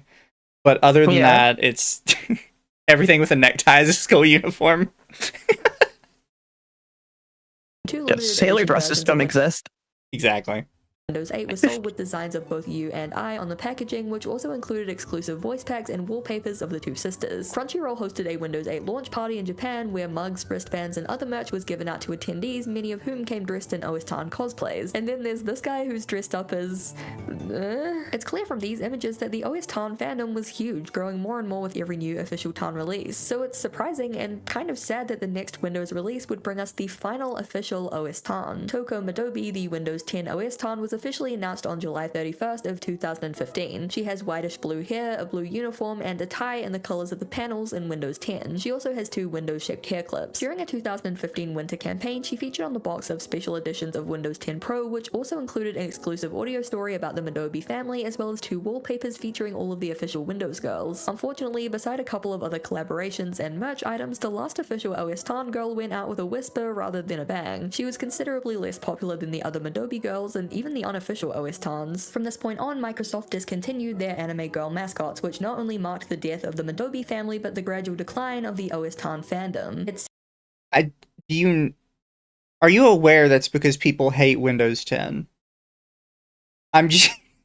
What's this? I kind of feel like you've been living under a rock, because she's saying this like this is some like weird, unexpected decline, and it's like, people fucking hate Windows 10, and people fucking hate Windows 11. Like, I don't think you understand. It sounds like you don't understand why there was this decline. Universally hate it. Seemed that the glory days of OS Tan were over. Chat, if you say I sound like Digibro one more time, I will ban you. Besides, he's Digi-knee now, or whatever the fuck. All I know is it was really funny we got in a fist fight with Ethan Ralph, because Ralph stole his girlfriend. I don't know how the fuck that happened. The official Windows OS Tan girls gradually disappeared from marketing over the years until they vanished entirely. In January of 2020, Nanami Madobi... I'm sorry I had to drop that lore on you, chat. Digibro is now Digi-knee, they're trans, their girlfriend left them for Ethan Ralph, and somehow that led to Ethan Ralph getting in a fist fight with him in front of his house. Oh my god. It was a lot of shit going on that side of the internet. Who won? I'm pretty sure Digibro actually won, because Ralph was too fat to hold himself up. Uh, She would send a final tweet from her official account to inform followers that support for Windows 7 was ending and she would be quote-unquote graduating, which was basically Microsoft's way of killing her off. Windows 7 support has ended, but from now on, enjoy Windows 10 and building your own PC with Toko-chan. I'm truly happy to have met... with everything else you're explaining, do you not care about explaining what a graduation is? He was like, it's just killing her off, basically. Well, not really. Also, thank you, Mr. J, for the 2. Good night. Thanks for the stream. You two are great. Appreciate it, Mr. J. Met all of you, and thank you so much for everything until now. Goodbye. #Nanami graduation. Windows 11 was released in 2021 and was the first Windows operating system in over a decade to launch without an official OS TAN, if you include the technically not official but also definitely official Nanami Midobi. While many blame the failure of Toko Midobi and the discontinuation of the Windows OS TAN girls for the decline of the fandom, it's more complicated than that. In my opinion, OS TANs were doomed from the moment that Microsoft got involved all the way back in 2011. And that may sound kind of crazy, so let me explain. The first OS TAN, Mitan, was born out of frustration and annoyance. She was designed to highlight the many issues and quirks with Windows Millennium Edition. She was clumsy and volatile because she was an anthropomorphization of an operating system that constantly crashed and ran into issues. She was fun and silly and flawed, and that's why so many people loved her. Same with all of the other early OS TANs. They had defined personalities that turned annoying issues into goofy jokes and personality quirks. They each embodied their operating system in subtle ways, from the way they looked to the way they behaved. Older systems were depicted as being more mature and out of touch. Systems that were infamously bugged were unhinged and random. Competing systems in the real world would be depicted as mortal enemies in the world of OS TAN. It was all of these flaws and quirks that made the characters so fun and lovable. But when Microsoft officially got involved, that's when the OS TANs became a lot flatter, a lot more lifeless, less fun and silly. Don't get me wrong, I think Nanami Midobi is awesome and iconic, but she could never embody the flaws and quirks of the operating system she was based on like the other OS TANs because she was a promotional tool for Windows. I don't think she realizes that OS TANs were just kind of a fad. Like, Yeah. she's like, oh, well, it was doomed as soon as Microsoft got involved. Like, no, it was already done when Microsoft got involved. They were late. The party was kind of over. Yeah, it started with all the early operating systems, and they only got on because they were like, oh, neat. We can do this as a marketing thing. Yeah. Like, she kind of puts OS TAN as a community. And yeah, there might be like a small OS TAN community, but there's more like a wider Moe community. And they Moeify everything. And they're kind of fads, to be honest. Are some of them going to latch on to one girl and continue it forever? Yeah, they will. There's still people that like hold on to Mitan, the original OS TAN girl, and they refuse to let her go. Like, that's a thing. But typically they kind of hop from fad to fad because they like the idea of creating the characters more than they do like expanding on them a lot of the times. Yeah. And then there'll be some people that stay for a while and, build lore and build fun stuff with it. But they'll typically move on eventually. Because she's counting like all the years Microsoft was making these as if this was the OS TAN community continuing to live. Like, no, they were done. They were done well before Microsoft got their hands on it. Yeah, it didn't like see the sites that like it didn't see the heights that Nijura the Maids did. Yeah. Like, that's still popular today and people are still adding on to that. Also, I'm surprised she brought up the Microsoft Edge TAN, and she never brought up Merryweather. Yeah. It's actually kind of interesting Merryweather has not been mentioned. Because he would be the closest thing to like a revival of this specific concept. Because he even brought on like obscure browsers too. Oh yeah. How could she ever truly represent Windows 7 and all of its quirks when she was created before the operating system even released? Chat says because he wasn't in the wiki. You're probably not wrong, to be perfectly honest. But she even included Tor browser as like a fucking mascot.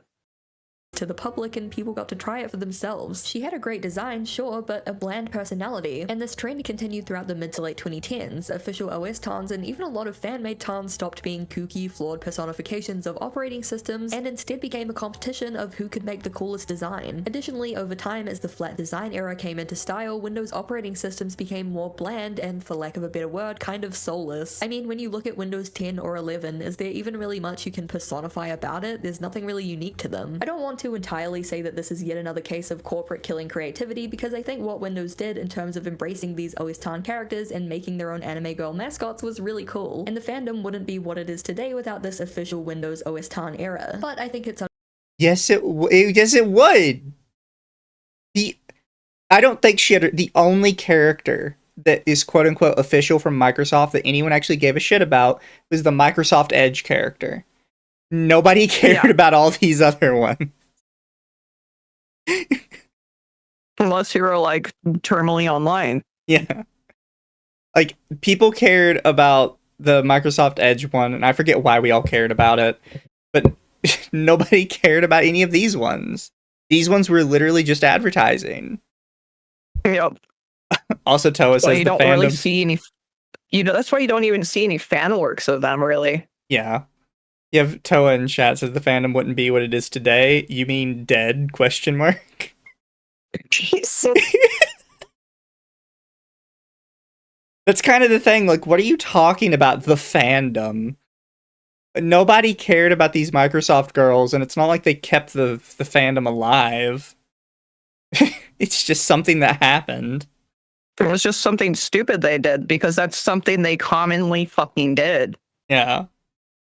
unfortunate Make that a cute lot of girl mascots.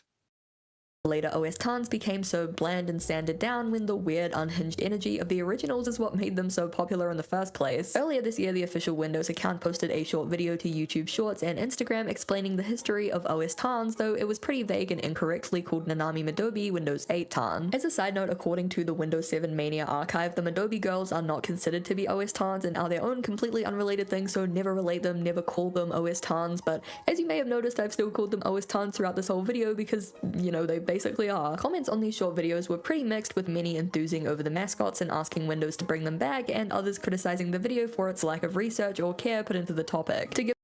Yeah, I think sounds familiar. that's the thing. I don't think she realizes she's basically doing the same thing. And she's like, well, I called them OS tans because that's technically what they are. And it's like, no, the community didn't consider them OS tans. Microsoft didn't consider them OS tans. You do, because you want them to be the same thing. But they just aren't. Modern new fans try to revive it and draw fan art. Yeah. Like, there's one like, look at these by the name of replies. Like, these are people that did not know what the OS tans were. These are not like fans of like the OS tan designs. Like, specifically this person up here that just says anime Windows. They have no idea what this is. My fucking god. There's this one artist that I follow named Online Pet Club, and they made like a really, really cute Emi-tan plushie, and she kind of has like a Hachine Miku face. Like, there's still people making merch around them, around the OS tan. Yeah. Like, people are always going to like them because they're cute. Yeah. Windows to bring them back, and others criticizing the video. Yeah, see? Like, these are people that you can kind of tell by like their names and their pictures are probably more in tune with the community. Yeah. And not the other people that are just learning about them today. That's always kind of annoys me lately, when people are like, oh, here's like two sides of the community. No, one side is the community, the other side is people that just found out about it from this YouTube video. They're not a part of any community. They also could have found out about it because the official Microsoft accounts posted a video on the OS tan. For its lack of research or care put into the topic. To give them credit, it's kind of impossible to capture the entire history and all of the information of something like OS tans that began on 2chan many decades ago, but I also think it really goes to show how out of touch Windows are to their own creations all of these years later. Today, though, the fandom... That's the video. But they're not their creations. Like, even because she mentions like even the quote unquote official ones, like one of them was from Singapore, one of them was from Taiwan. Like, they're not technically Microsoft's creations. They're from like independent contractors in other countries that were handling Microsoft stuff. It's not the same thing. You said it ends there. He doesn't have anything else. No, I said that's where I said they just picked it up from there. Oh, fair. Yeah. And declined for a while, it's having a little bit of a resurgence thanks to that kind of Y2K nostalgia fruitage era aesthetic that's really popular at the moment. With how corporate, ad-infested, and homogenized the internet can be today, a lot of people are looking back to a time where the internet was more colorful, more zany, when it felt like a place to explore, learn, and make friends, even with your own operating system. The original OS Tans weren't corporate tools, they were goofy, sometimes uncomfortably horny, and undeniably the product of a bunch of internet nerds just joking around, and that's why so many people liked them. The personification of AI, from the r/my boyfriend is AI subreddit to the popularity of apps like Replica, is seen as a modern disease, a product of internet brain rot, technology taken too far for too long, but the long history of OS Tans reminds us that this has been a thing for a while now. It comes from that human desire to personify things we don't understand and make light of things that confuse and annoy us. But unlike AI, the Do not compare us making fan art and shit 2 decades ago to AI. Oh my god. OS Tan community was born from and thrived off of human creativity, from comic strips and artwork to music and cosplay. It revolved around girls made out of code and computer chips, yet it was undeniably human, fueled by collaborative world building, art, and imagination. I might have to see if I can take you through this again. Creativity, from comic strips and artwork but to music and cosplay. It revolved around girls made out of code and computer chips, yet it was undeniably. you know where this dance comes from, right? But it was from some fucking H game, I know that. It is, and there's a video that goes over the history of that dance, and when it comes to the H game, they're like, oh yeah, it's this creepy hentai game about lollies. We don't need to talk about it. It's not important. And then it just moves on. Oh my fucking god. And it's like, that's where the dance comes from. That is where it was made. And yes, chat, it's Popotan. It's not caramel dancing. You're all wrong. It's not caramel dancing. It was used in caramel dancing. He's from Popotan. It was just a looped.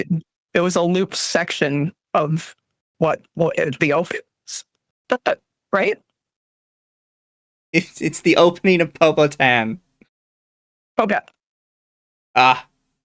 You all disappoint me, chat.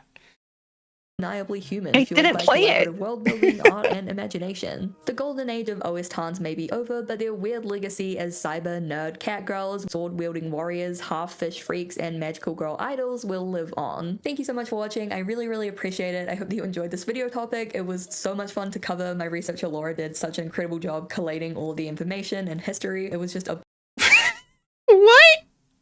You had somebody research it for you? You need a new researcher. All they did was just read off the Wikipedia page. What are you talking about? That explains why she didn't go more into Pocket Edition. That is wild that you just had a researcher do it.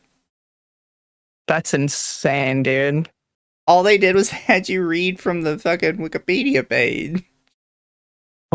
Your researcher is trash. Also here, chat, we have another video going, but I'll do this.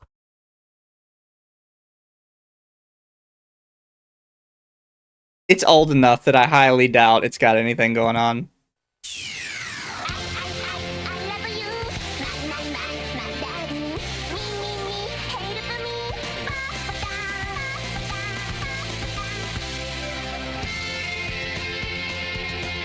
I remember this. I'm glad somebody remembers this.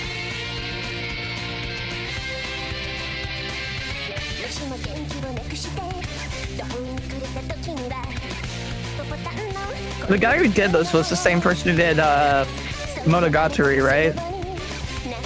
I don't know. fucking- Popotan's really old. I know he did what's it called? Nurse Switch Kamuki?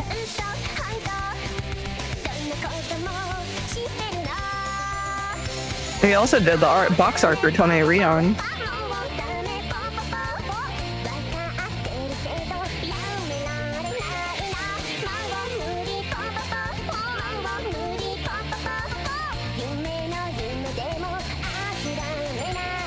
Let me look this up real quick. I need to look that up.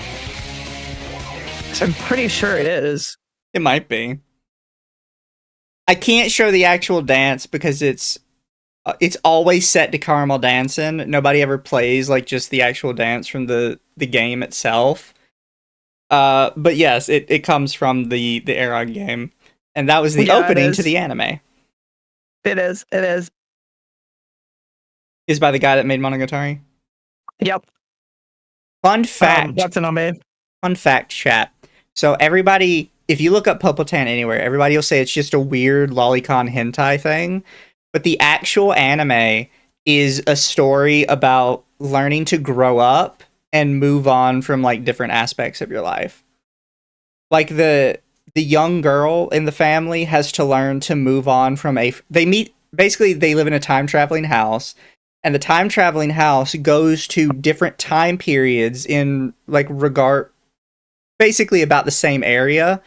And the three girls meet the same boy character at 3 different points in his life. And the young girl has to learn to like move on from like loss of a friendship, basically. The teenage girl has to move on from like the loss of a first love. And then the adult girl has to kind of move on from like the loss of family.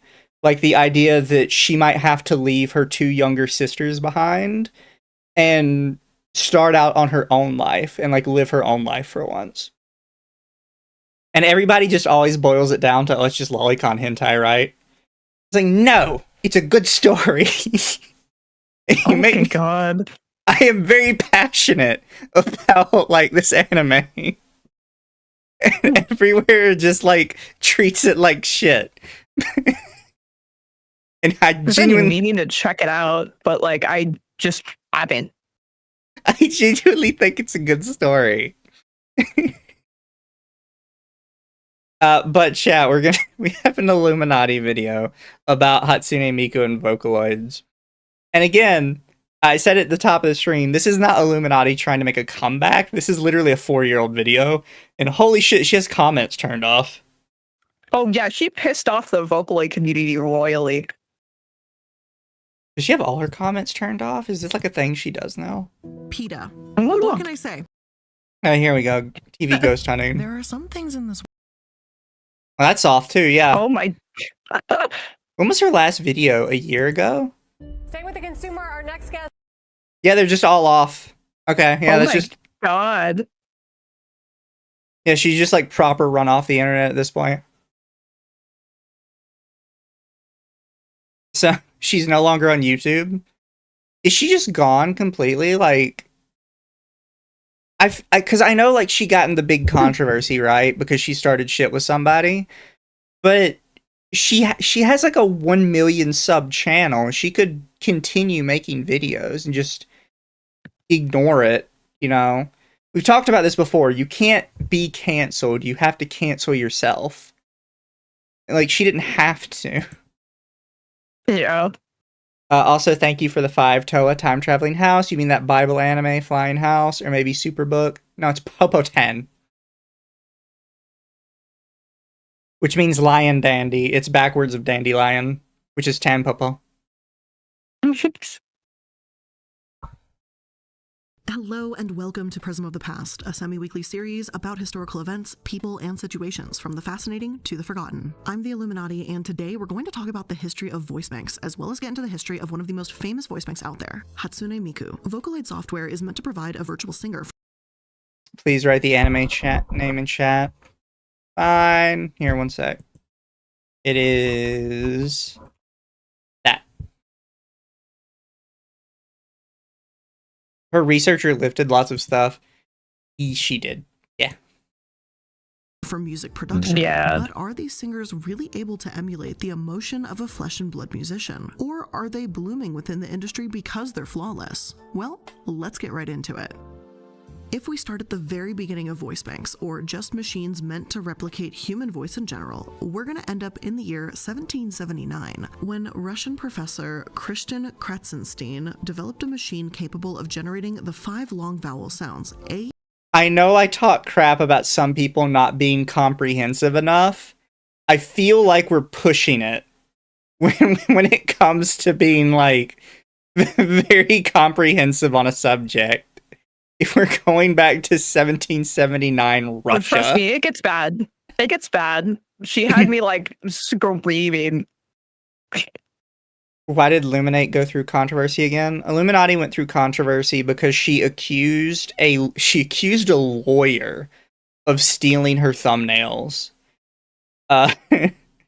Which it turns out the lawyer had just hired her thumbnail artist, and her thumbnail artist just happened to have a very similar style in all of his work.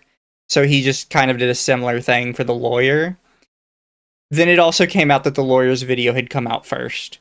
So it is literally impossible for him to have stolen it. And then after that, she slowly, like, started imploding on herself and just making all sorts of accusations for no reason. And she couldn't let it go. Every time somebody would call her out, she would have, like, another blow up on the internet and fuck herself over again. I thought it was an editing style and not a thumbnail. It was like the pages ripped out. She accused him of a lot of different things. Thumbnail, editing style. Then she apologized to Legal Eagle.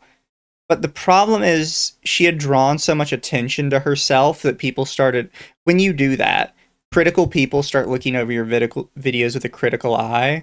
And they started to realize that, like, she'd get a lot of stuff wrong, that some of her stuff seemed like it was stolen from other videos, that a lot of her content was actually very lazy, and it just kept piling on more and more until she just gave up and quit.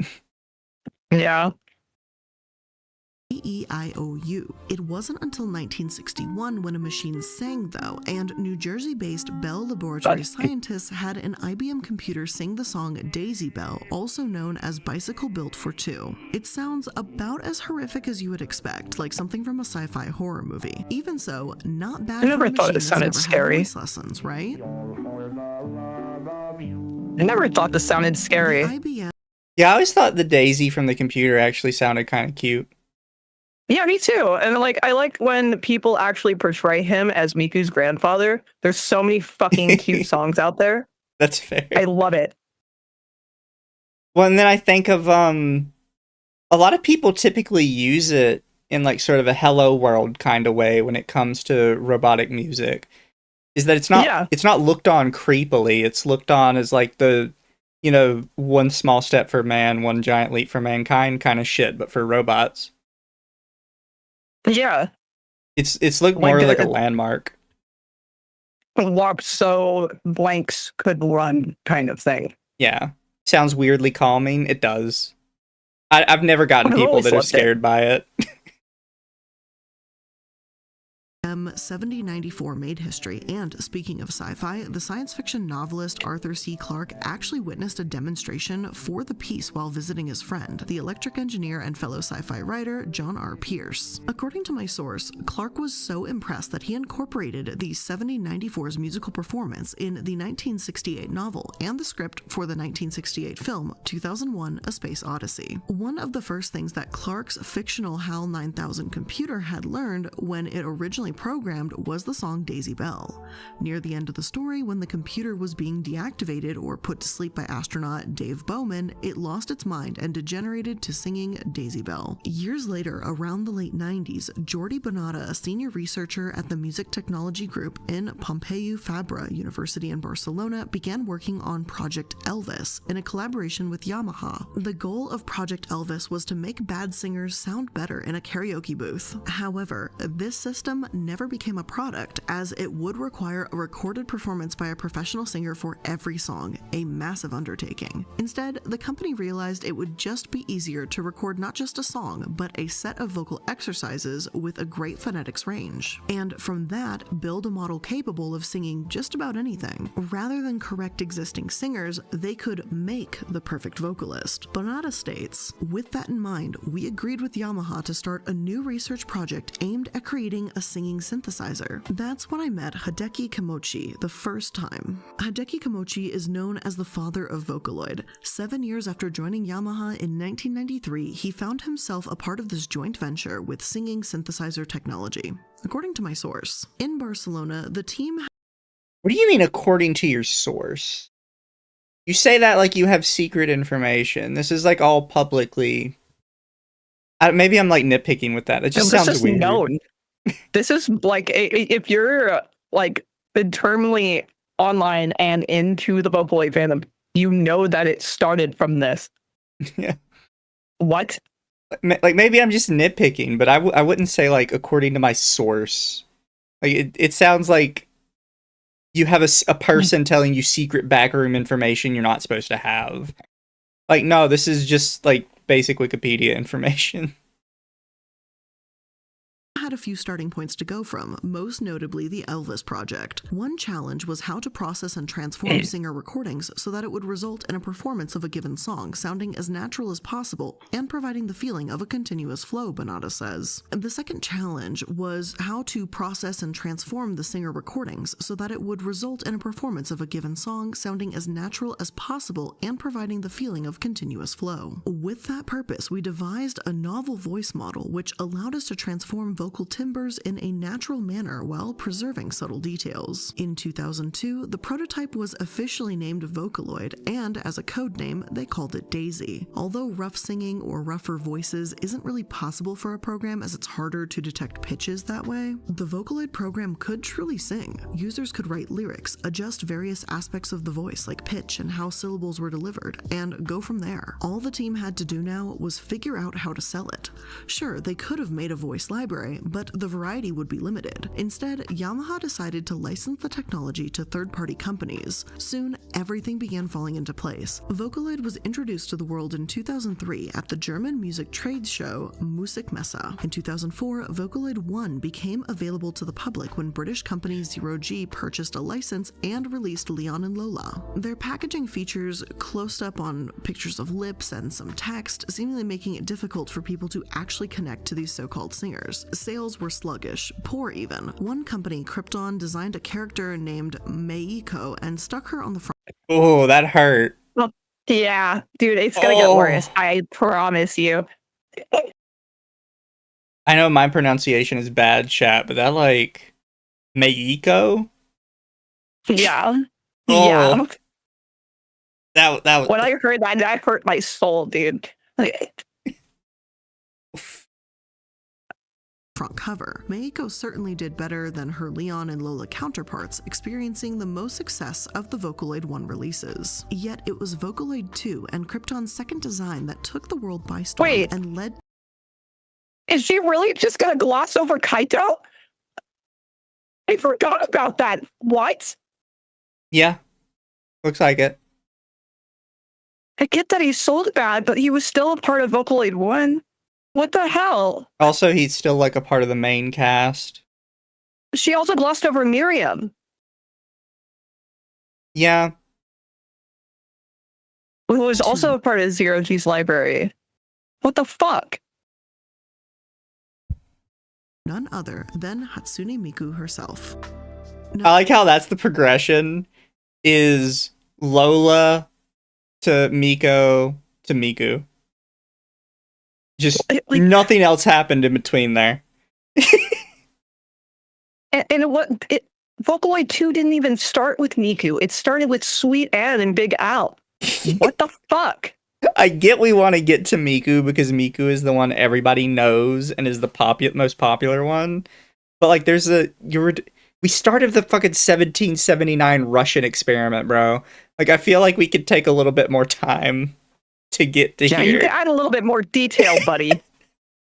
Jesus Christ. Or even just like, so here's all the ones from like, here's all the first ones, like yada yada yada yada yada yada, and then we get to Miku, which is the most known one. Yeah. But like we're just Lola Lona, Miku, or Miko, and then Miku. Miku is in a Sonic racing game now. She is, and she has one of the better looking boards. She looks silly in the paddy wagon. Things up a bit. Vocaloid 1 had only been based on analytics of a human voice, whereas Vocaloid 2 sampled actual human voices. This is something that greatly interested Wataru Sasaki, the importer of sound devices at Krypton. He not only designed the voice of Hatsune Miku, but recruited Saki Fujita, an anime voice actress, to have her voice samples create Miku in the first place. According to Sasaki, he did offer Are you enjoying the pronunciations? The way that she pronounced Fujita. Oh my fucking god, bro. 10 singers with cute voices the role, but he couldn't come to terms with them, as these vocalists were apprehensive about being cloned or having their original voice altered. That's why he chose a voice actress instead, as he believed they, and Saki, could better understand the concept of playing this anime character singer. In August 2007, Hatsune Miku officially arrived in stores. She was envisioned as an android diva from a futuristic time where songs are lost. Customers were almost immediately drawn to Hatsune Miku. Stores even sold out of the software. According to my source, one of the reasons for this is because Miku was a blank canvas. She was 16, just over 5 feet, and almost 93 pounds, and she had her signature turquoise pigtails, of course, but that was about it. One of her most famous songs describes her as blue hair, blue tie, hiding in your Wi-Fi. Krypton allowed users to give What? That is not the song I would use to describe Miku.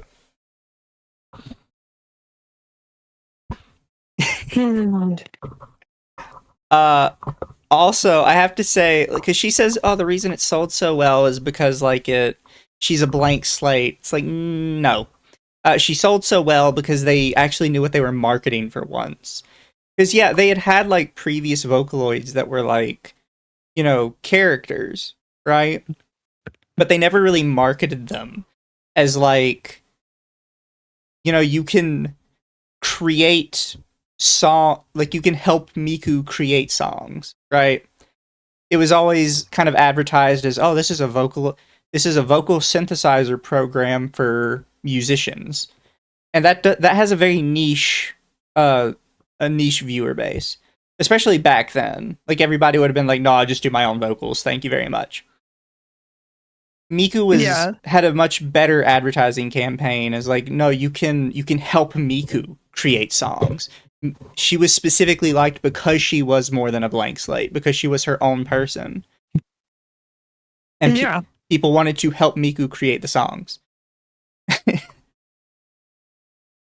Miku whatever personality they wanted. It played into an existing and extremely popular scene known as doujin community. The term refers to works of art, historically comics, that used pre-existing characters to create what amounts to fanfiction. I know that's technically the correct use of the word. However, it feels weird to refer to Vocaloid songs as doujins. Yeah. That is not what most people would refer to them as, even though it might technically be correct. Because even, like, producers aren't working within a quote-unquote doujin group. They're literally just working by themselves. Yeah. Tapped into this market and extended beyond just music. Visual artists and amateur music video makers were drawn to Hatsune Miku too. Krypton actively encouraged this character appropriation, creating the Pia Pro character license, allowing users to take Miku's image and do what they want with it, so long as it isn't for commercial gain. Naturally, there are some that interpret Miku differently because of this. Some men sexualize her, which is just, creepy because she's 16 years old. Oh my god. Here we go. Oh my god. Some men sexualize her, which is creepy because she's 16. Shut the fuck up. She would be in her real fucking late 30s today, dude. That's why there's art now of Miku as like a hag that's like, God, I remember those days when I used to sing. My favorite one was the one that was drawn by a snail, where Miku's like out shopping for dinner, and she's like, "Oh, Hatsune Miku? It's been a while since I was called that name. Now leave me alone. I'm trying to shop for dinner." Yeah. One of my sources explains that the popularity of fictional characters like Miku could be due to the idealized female in Japan being meek, young, innocent, virginal, all the things that Miku could be for someone that wanted it. Not to mention, it's not as if she could ever betray you. Even some of the Vocaloid producers sexualized her, like in later songs Sweet Devil, where Miku is sexually active, asking Oh my listeners, "Am I fucking showing too god. much?" I like how she tries to kind of paint this as if this is like a niche song, when Sweet Devil is literally like one of her top 5 most played songs everywhere. It's one of her most cunty fucking songs. Like, respectfully, shut off. If you go to any of like the major concerts, non-zero chance they're gonna play Sweet Devil. Like it's And like most of the songs from that producer are like that anyways. yeah. Like Masked Bitch. I have to like, go back, God. chat. The way she refers to this is so weird. It's not as if she could ever betray you. Even some of the Vocaloid producers sexualized her, like in later songs Sweet Devil, where Miku is sexually active, asking the listeners, "Am I showing too much cleavage? You know you like it," and telling them not to be deluded. "You're not She's the only just boy I straight like." cunt. Another song, Gimme Oh. Gimme, It's gimme. I've heard that song live. It's so good. describes her pretending to be drunk so that her lover will take her home, with the ending of the song hinting that she's cheating on someone. She also has a lesbian fan base. True lesbians it's- love Miku, and there's a fan art Wow. trend called Fatsune Miku, where people purposely draw Miku several sizes larger. That comes with the territory, though, as the internet will be the internet. I always like Where are you portrayed. reading this from? I always portrayed Gimme Gimme as like Miku and Rin hooking up. Like that's all. I also have to say, I think it's really funny that she mentions Gimme Gimme, but does not mention that canonically Rin is much younger than Miku. Well, she doesn't even mention like songs like Spice or whatever. Like there was like way more horny on main songs back then. Like, come on, guys. You think she's gonna mention Lavatory? I don't even know. I can't remember if she did or not. She literally says skin, not cleavage. Yeah, I wonder where she got her translation for Sweet Devil. Because some of the stuff she's saying, I'm like, I don't really remember that in Sweet Devil. Like, I remember some of the stuff, but She was just like a high maintenance girl in Sweet Devil. yeah. They draw Miku several sizes larger. That comes with Also, I don't get why she's like mentioning this Fatsune Miku thing, or why this is on whatever wiki page she's on. That's like the niche of the most niche. The fact that you put Fatsune Miku next to fucking Magnet is, whoever made that wiki page is horrendous. That's like the most insane thing I've ever seen with my 2 eyes. Like, I don't know what wiki page you have that in the same paragraph they say that, oh yeah, there's niche stuff in Vocaloid, like the song Magnet between Miku and Luca. Also the fan art trend niche. Fatsune Miku. Magnet is not fucking niche. I beg you, like, yeah, maybe like Negitoro, sure, but like Magnet, I beg your fucking pardon. Probably one of the, if not the top, it's one of the top Miku Luca songs. It's pretty Literally. fucking close. Top 3 for sure. Yeah, it's like up there with World End Dance Hall. Fatsune Miku walked so Balberry could roll. Don't chat. Don't. I mean, they have a point. and called Fatsune Miku, where people purposely draw Miku several sizes larger. That comes with the territory, though, as the internet will be the internet. Whether for good or for bad, Miku can be absolutely anything. Some even I would like to point out that when she's referring to stuff like Sweet Devil, she has like this mini tirade of like, ugh, they're sexualizing this young 16-year-old girl. And then when she talks about fat fetish art, it's just like, the internet will be the internet. That's just how it works. I'm sorry, what? Your And Fatsune indignation Miku is was in like a all the wrong spots. Fatsune Miku was like a very obscure like meme. She had like an MMD model and she was used in a few MMD dramas, but like you rarely saw her. If I remember correctly, it's revealed she has a fart fetish. If that's true, that might explain why she's like, Fatsune Miku, internet does what it does, guys. It's not a big deal.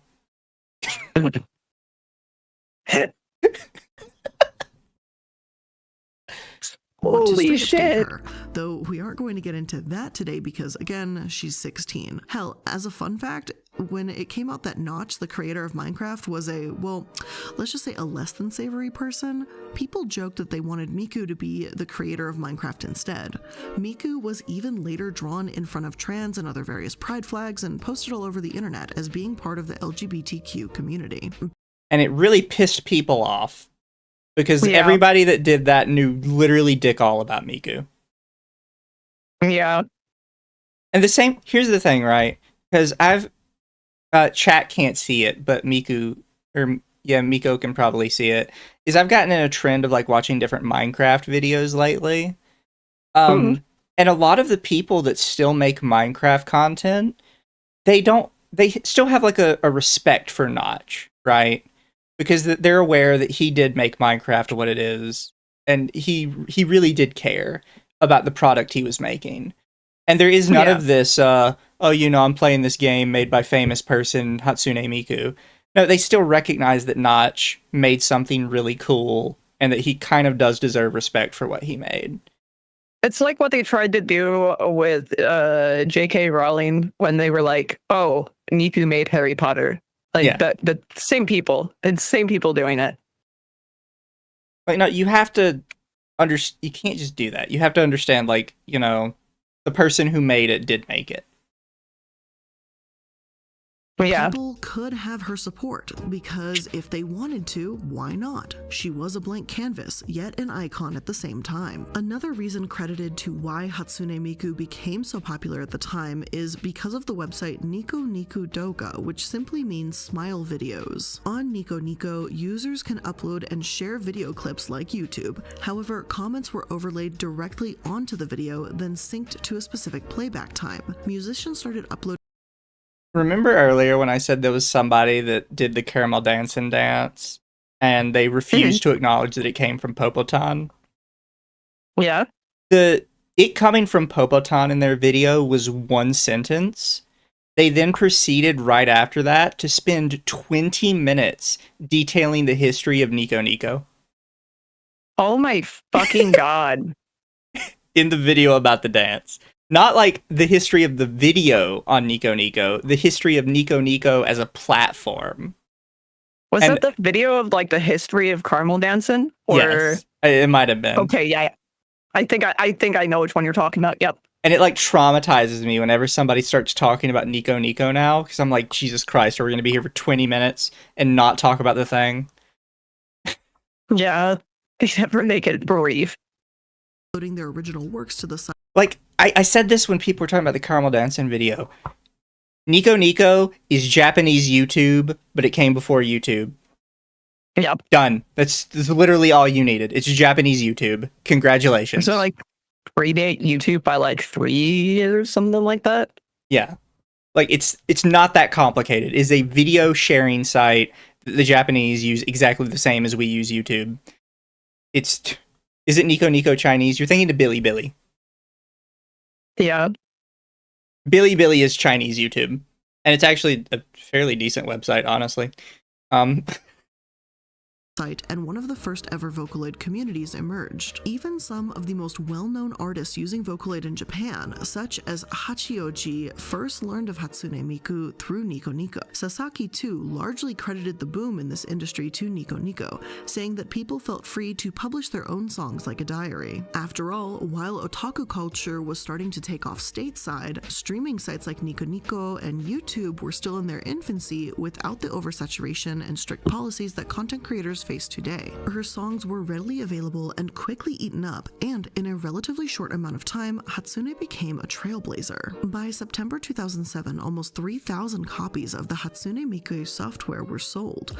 For reference, one of my Japanese sources at the time wrote that software such as this typically sells around 200 to 300 pieces, and it's considered to be a big hit if 1,000 copies sell. Hatsune Miku was reaching impossibly high numbers, and it's clear that Sasaki made the right decision, going in this anime-style direction. Hatsune Miku's voice fit in incredibly well with electronic music. She didn't, and doesn't, sound like a human voice, and it's been heavily altered and overproduced, nor like that sci-fi horror singing Daisy Bell. You could say that in the uncanny valley realm of voices, Hatsune Miku managed to avoid the valley for many, becoming the futuristic idol that Sasaki had intended. In an interview, Sasaki explained that while the success was more than expected, he didn't immediately try to capitalize on it. He states, quote, "It wasn't long until we began to receive offers from the big Tokyo-based companies to make CDs of Hatsune Miku's songs or register her as an idol star with their studio. Japan's music world is centered almost completely on Tokyo, but we refuse these offers.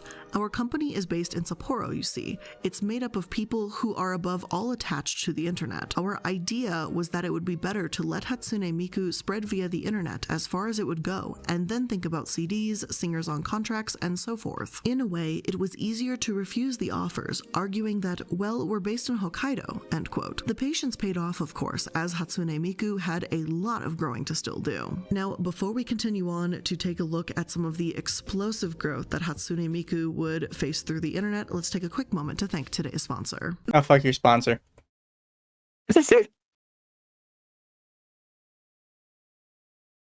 Oh, this was Honey, by the way. Then Honey came out as a scam. It's literally But free my and fiance installs told in a me few about seconds, that. and by getting it, you're Yeah, so Honey itself was fine if you were a user.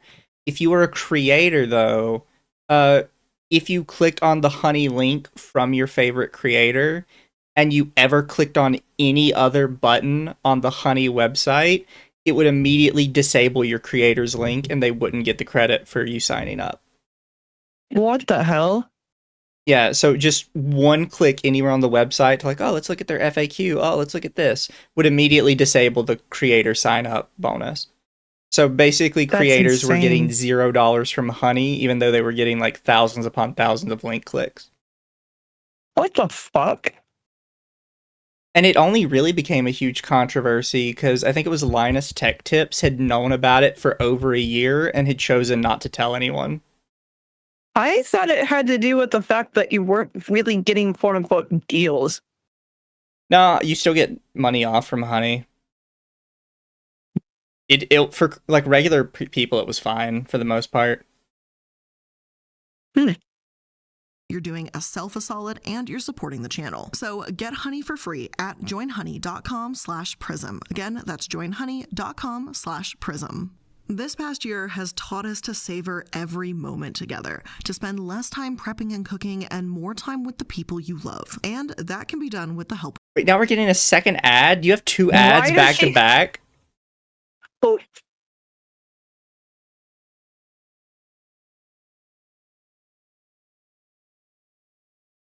This is why we don't watch regular TV.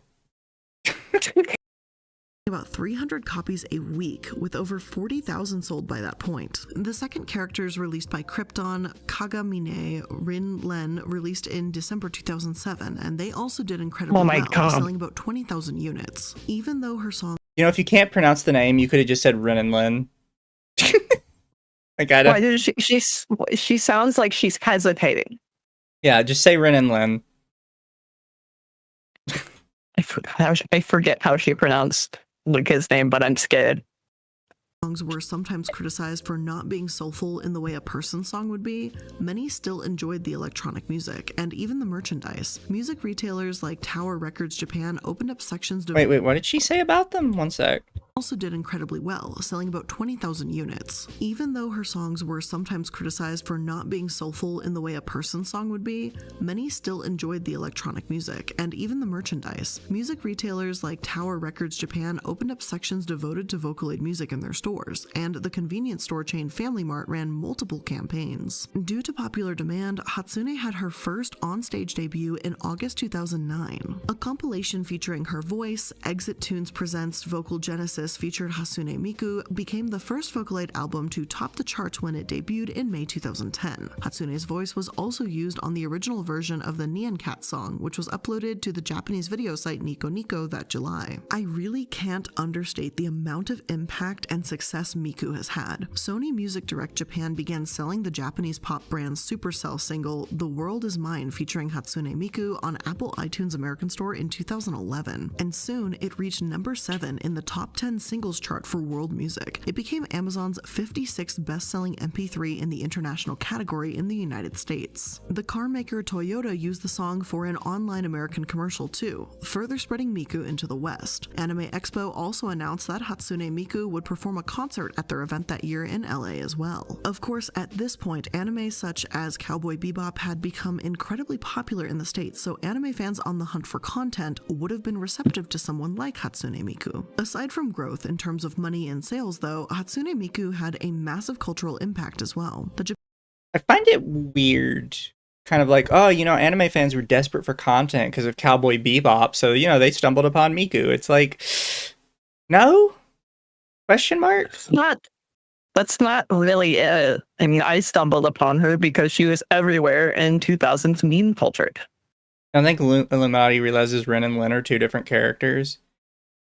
Because here's the thing you have to think of, chat, when you're watching this, is as far as we know, she actually doesn't see any of these like little background graphics that we're seeing. Because her entire everything is done by other people. Other people do the research. Other people do like the editing. Other people find the graphics. Literally all she has in front of her is a script that is written by somebody else, which is something we found out when she got canceled. So she genuinely has no idea what she's looking at. So like when she said Ren and Lin, she said Ren Lin. She didn't say Ren and Lin. So she probably doesn't know they're separate characters at all. She probably knows that. She probably saw the words mirror images and thought, oh, okay, it's the same person. Yeah. Japan Times wrote in 2007 that despite Hatsune Miku's software being only 10 years old, her ascendance in Japan predicted the direction that a lot of music would go. Their article reads, "This brave new world was hinted at a few months ago before Miku arrived by electro-pop trio Perfume's breakthrough into the J-pop mainstream. The group's second, with vocals dunked in auto-tune, was created by Yasutaka Nakata, a producer who managed everything from his home studio. The rise of Vocaloid music signaled that people genuinely wanted these electronic sounds, as well as the ease of doing everything from a computer. As a result of her rise in popularity, there's a whole generation of new, up-and-coming artists whose introduction to music making came via Vocaloid. The Japan Times gives examples of EDM-leaning pop artist Real and the singer-songwriter Kenshi Tansu, who started writing music using Vocaloid software in 2009 under the name Hachi. I love Real, by the way. Me too. I'm so happy that she's gotten way more and more popular over the years. Oh, yeah. I also think it's funny that whoever did this research on Real didn't realize that one thing Real is known for is singing Sweet Devil. Like, that she's known for collabing with Giga. That creepy song that sexualizes Hatsune Miku. Yeah, her cover of it was like massively fucking popular. It's such a good cover too. It is. On the same note, Hatsune Miku allowed anyone with the software to express themselves and share their skills with others. For many fans, that meaningful participation, finding a community, creating art, music, and this collaboration also speaks to the impact Hatsune Miku had. She, in a way, brought people together as more than listeners, but creators. Sure, while the hologram aspect of Miku is interesting and gets a lot of attention, it's the fact that all her music, including the songs performed in concert, is written by her fans. Some of them can't even read music and never felt empowered to write a song before Miku came along. Vulture interviewed Tara Knight, a professor. I'm somewhat annoyed that we're doing sort of like a quote deep dive on Hatsune Miku, and she just kind of randomly throws in there it wasn't even just that she was a hologram on stage. It's like, I don't think you realize, because like we have the actual hologram video playing, but up until now in your script, you haven't mentioned that. Like, you haven't explained that it's a thing that happens. Like, Yeah. if you're actually gonna educate your followers on this, you kind of need to go through, like, yeah, they do real concerts where Hatsune Miku is the vocals, and they have, like, actual humans doing, like, the guitar, the drums, like, all the other instruments accompanying her, and they do, like, this big hologram thing. Yeah, she only like breezed past it when she was talking about the first ever Anime Expo concert. Yeah. She didn't even mention it. Yep. Professor at UC San Diego in 2014 while she was working on a documentary about Miku. Tara states that when she meets Miku fans, we all have this giddy joy like we made this. We're part of this thing. I have the same shirt as this Miku dude with the fans. mustache, by the way. Oh, hell yeah. I forgot. I have the poster for it too. But I think it was from her 2019 American tour. I can't remember. It's written on the poster somewhere in the corner. Oh, nice. It was I went to the concert down in Texas, which, by the way, fucking hate driving in Texas. Never go back again. Dude, it was the same with New Jersey. Like, oh my fucking god, everybody was driving like total idiots. She haven't explained what a Miku is. She did explain what a voice bank was, and that Miku is a voice bank. So, fair.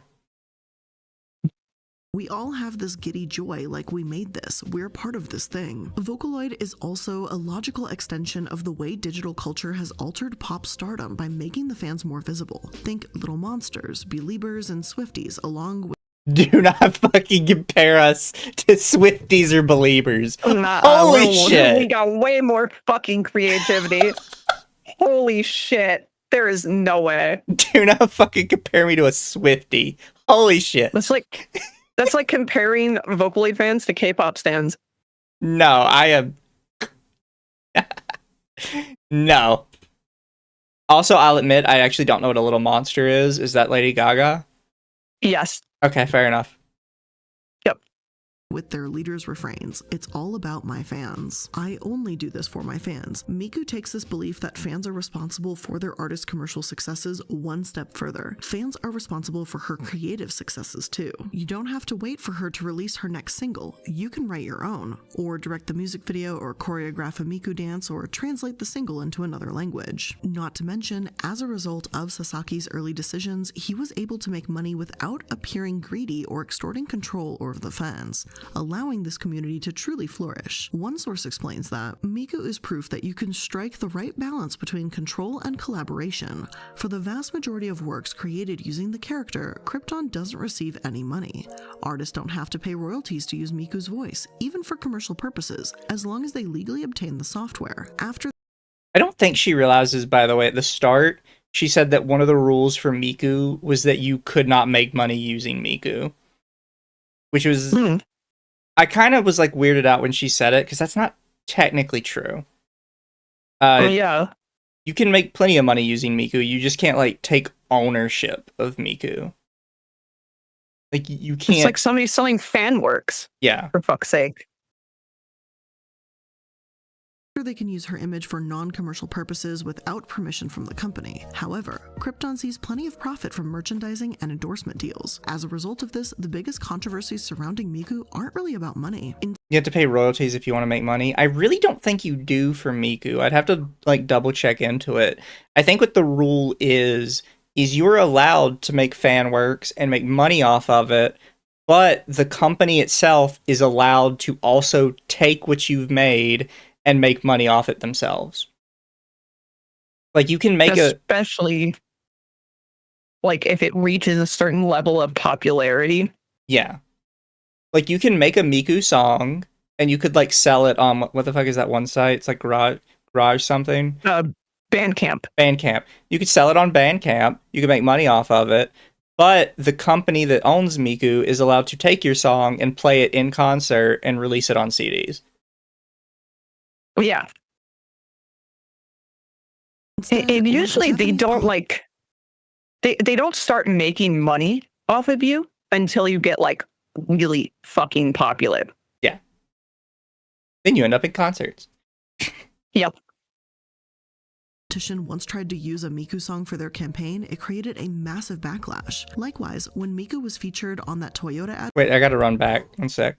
Miku aren't really about money. Instead, when a Japanese politician once tried to use a Miku song for their campaign, it created a massive backlash. Likewise, when Miku was featured on that Toyota ad we mentioned earlier, it only alienated the community they were trying to engage. Apparently in the campaign artwork, Miku was drawn less cutesy and more westernized, so the community didn't promote it, and the campaign was largely considered a failure. Whether or not you're part of that community, That's entirely true. They made her look like her fucking concert model that was made. Those commercials were made for Anime Expo.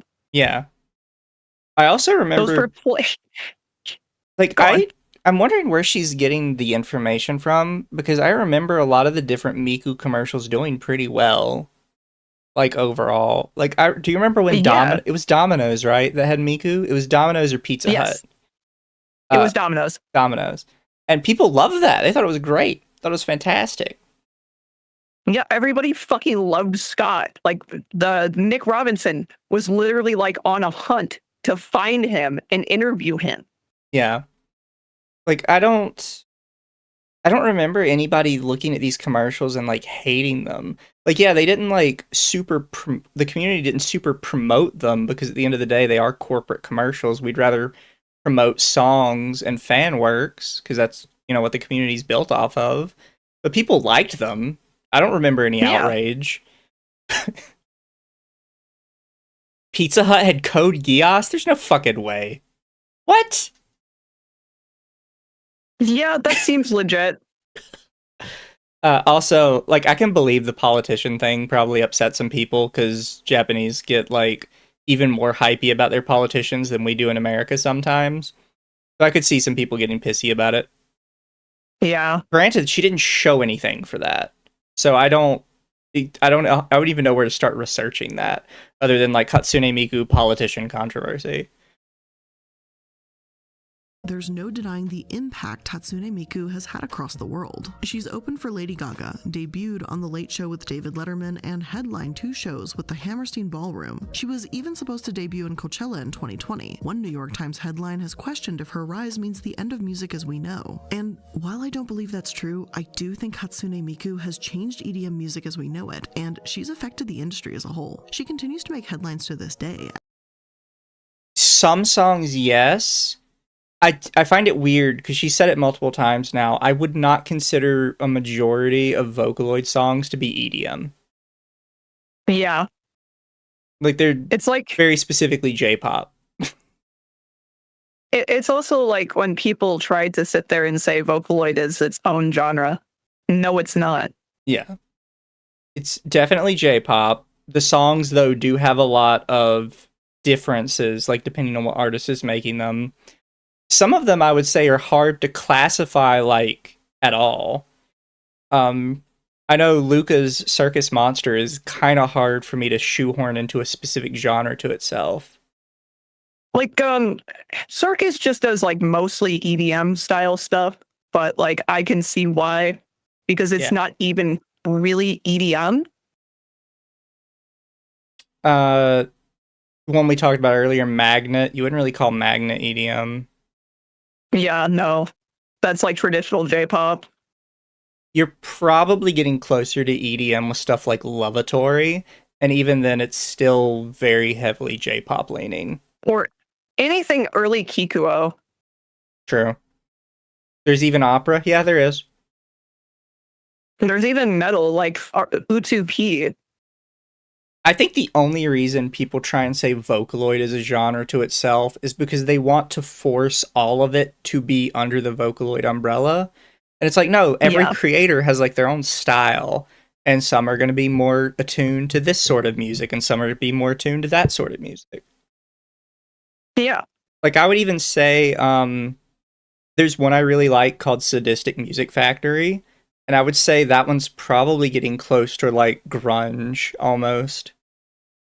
It's So still like no, you go. most like songs are like just always fast. Anyways, that's the same producer that does the Disappearance of Hatsune Miku. Yeah, So I don't really even know how to classify Cosmo. exactly. I feel like it's very reductive to say it's all EDM, and I think they're only saying Yeah. that because she's not a like she's an electronic voice. Like, oh, electronic voice, it's all EDM. No, I don't think that counts. Oh, the entire the entire Evil Princess series of songs. That and then one of my favorite Luca songs is the Witch one. I can never remember the name of it. It might just be Witch. Yeah, which Love that that's one. a really good one. That's a really good one. There's also The Little Mermaid, which is another really tragic one. Oh yeah. But it's like you wouldn't just call all of these EDM. Yeah. Some of it's definitely EDM. Yeah, no, some of it's definitely EDM. Also, yes, thank you. I'm thinking of Daughter of Evil, which has, God, it has like what 5 parts in it? Because you have Ren's part, you have Lin's part, you We have have Haku's part. yeah. I don't remember if Miku got a part. I know she's technically in the song or in the So series. it's called like something of green or whatever. She's Lady of Green, and she's the one Kaito's in love with in the song. Yeah, and then there was Daughter of White, which was Haku's song. Yeah, there's I think it's like Lady of Red or Warrior of Red, which is Mako's part. Yeah. Because she actually is the one that does the uprising to destroy the country. Yeah. And then there's Rebirth Day, but it's not made by Amathi, and it's just to like kind of end the series. Yeah. And then there's Regret Message. The entire series was so good. Really is. Oh, do you remember Trick and Treat? It's Ren and Lin. Yes. That's a fucking classic. Oh, it's so good. One thing I personally miss is like older like Vocaloid horror songs. We don't get that kind of shit anymore. Oh yeah. Trick and Treat was like one of the most explicit. The Alice in Wonderland songs. Yeah. Yeah, thank you. Alice Human Sacrifice. All of those would qualify as horror, I think.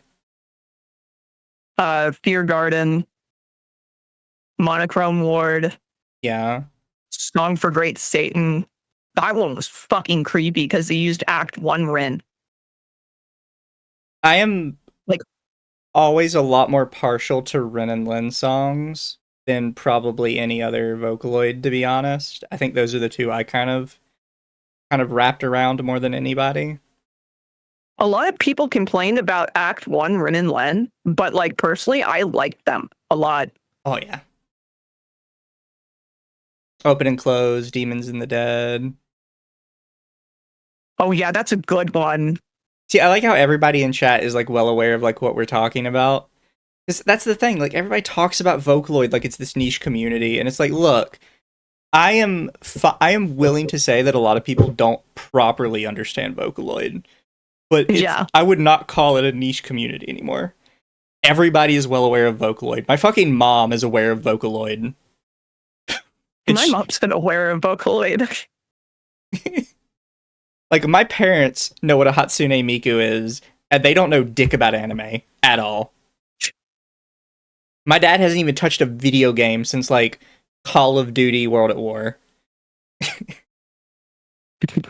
Like, it's just not niche anymore. Everybody knows what it is, and that's fine. But people talk about it like you need to have, like, some... what do you call it? Eldritch knowledge to understand what a Miku is. I guess what I don't like nowadays is the fact that most Vocaloid horror songs are more like analog horror. It's not like an actual like story that scares me, you know? Yeah, analog horror really took off though lately. Yeah. It's just, I don't know. I yearn for a time where it was actual, genuine, scary songs. I mean, true. I mean, analog horror will probably sneak away eventually. Like, people will get bored of it. Yeah. Although, if you're interested, I stumbled on a analog horror channel the other day that I actually think does it pretty well. It's the specific subgenre where it's like, what do you call it? Warning messages instead. Ooh. And it came out Yeah. pretty good from like the videos I've seen from this channel. Send me it. I'll check it out. But I guess we will keep going. How much Oh, longer yeah. does she have on this? She's still got 10 minutes. As Krypton Future Media, Graphic India, and Carlin West Agency recently announced that they're developing an animated series featuring Miku. Naturally, with the success of Miku, other companies wanted to follow suit. Utau is another well-known voice synthesizer, though it's not nearly as well-known as Vocaloid. It was released in 2008 and is free to use. Though similar, the key differences are in their voice banks. Vocaloids are made by studios that are licensed by Yamaha. Vocaloid I will be honest. I don't know if she is correct in pronouncing it Utau. However, everyone calls it Utiloid. Everyone I've ever met calls it a Utiloid. I've never ever seen anybody who's genuinely like terminally online in the fandom calling it Utiloid. And when they did, it was when they were like really new to Utau. I still call it Utiloid. I'm keeping it. And Everyone I've ever met calls it Utiloid. when, I mean, to be fair, I called Deco Nina for like the longest time, Deco 27. Fair. I call it Teto and Friend. Okay, you have a point. But like, yeah, it might technically be less popular, but like people still like them. They're still they're invited to the cookout. Most of them are invited to the cookout. You can make your own voice bank and you can do anything with Utauloid. Yeah. You can make meme voice banks. phonetics for a wide range of possibilities, but Utau is self-developed. In other words, you have to make your own voice bank. You can't buy Miku's voice bank or other characters, but you can create your own. Utau seems better suited to hobbyists according to the reviews I found, and as Utau progressed, better and better Utabloids appeared. Even though they may not be as massive as Vocaloid, it gave vocal synthesizers even more accessibility to people that wanted to use them. Lucia and Luan were also new Vocaloids created after Miku exploded onto the scene. They were two Spanish Vocaloid programs programmed by the artist Giuseppe. From what I can gather, Lucia was considered to be too similar to Vocaloid 3 Clara, which led to quite a few complaints about the diversity of voice banks in the Spanish-speaking fandom. Apparently, Giuseppe was irate at all the criticism and lashed out at these fans, insulting their tastes and credibility. His comments and Luan's demo were both eventually deleted, and he withdrew from the Vocaloid fandom as a whole. I'll be honest, I actually don't know much about this situation. I think this predates Micah. Possible. Because this was like after Miku, it says. Doesn't specify It was when, after though. Clara. It was after Bruno and Clara, so I'm assuming this was like way before they had a third Spanish Vocaloid, which was Micah. Yeah. But yeah, I'll be honest, I actually don't know much about this controversy, and it probably was mostly just in the Spanish community. Yeah. Other Vocaloids, such as Leon and Lola from earlier, and I know it's a lot of L names, were both sampled from black vocalists, and yet Leon and Lola themselves are depicted as white. Again, this feeds into the real lack of multicultural representation within Vocaloid. This isn't the They're made by Japanese people! And like you can't even really say that anymore because like the default voices for both B5 and B6, they have a lot of diversity. Yeah. Like, It's just like one of yeah, those- the portraits are ugly, but like they look like NFTs. it's I just don't like them. It just always annoys me when people talk about Japanese media, which Vocaloids at the end of the day are predominantly Japanese media. And they're like, I don't understand why these Japanese people make everybody white. Because they are white. The fuck are you talking about? It's not a diverse country. Like, it's literally 98% native-born Japanese. It's ridiculously homogenous as far as countries go. Yeah, they're gonna make everybody that looks like their skin color. That's just what they think of. And like, you can't really say shit because like Ioki Lapis's like rival fucking counterpart Merly was dark skinned. And like when Japanese people make somebody darker, they're either making them Gyaru or they're somebody from Okinawa, typically. Only issue people have had with Vocaloid when it comes to race, as some claim that the Japanese Vocaloid fandom has shown incredibly racist behaviors. Chinese and Korean producers like Soulpie and CU have been attacked on Nico Nico when trying to upload their work. The Colorado Journal of Asian Studies reads, "For some, Hatsune Miku is very much a symbol of Japanese national identity. Japanese fans are proud of their virtual diva, so much so that racial tension has come about in response to certain events. For instance, one Chinese user uploaded a song he composed to Nico Nico. This song, Moon West River, is sung completely in Chinese. It features a soft tune highly reminiscent of traditional Chinese music. The composer, Solfi, was the target of many malicious comments as a result of the release of this song. That Hatsune Miku would be made to sing in Chinese offended the sensibilities of these users, and Sophie received many racist comments on Nico Nico. Mainstream Japan, a mostly homogenous society, is still relatively unaccepting of foreign presence within its borders. This is mostly..." I have to clarify, and it looks like they're going to clarify, they're mostly only applicable to other East Asian peoples. Japan and China have a very strong rivalry. It's kind of not fair to use that as your example. I think this also predates her Chinese voice bang. This Like, video specifically. exactly, yeah. Like, this is a very specific rivalry. It's not a wider racist belief in Japan. It's Japan and China don't like each other. They both equally hate each other. It is mutual rivalry. Yep. It's kind of... I've tried to think of a good example. It's kind of like saying that the USA and the UK people don't like each other. Like, it's kind of mutual. Actually, can we talk? Can I mention this? This is weird to me. When, like, Japan doesn't like China, it's kind of portrayed as racist. But if somebody in the USA doesn't like someone from UK, from Britain, it's not portrayed as like a racism thing. Like, people acknowledge that it is a country kind of beef. I guess because we're quote unquote both English speaking countries.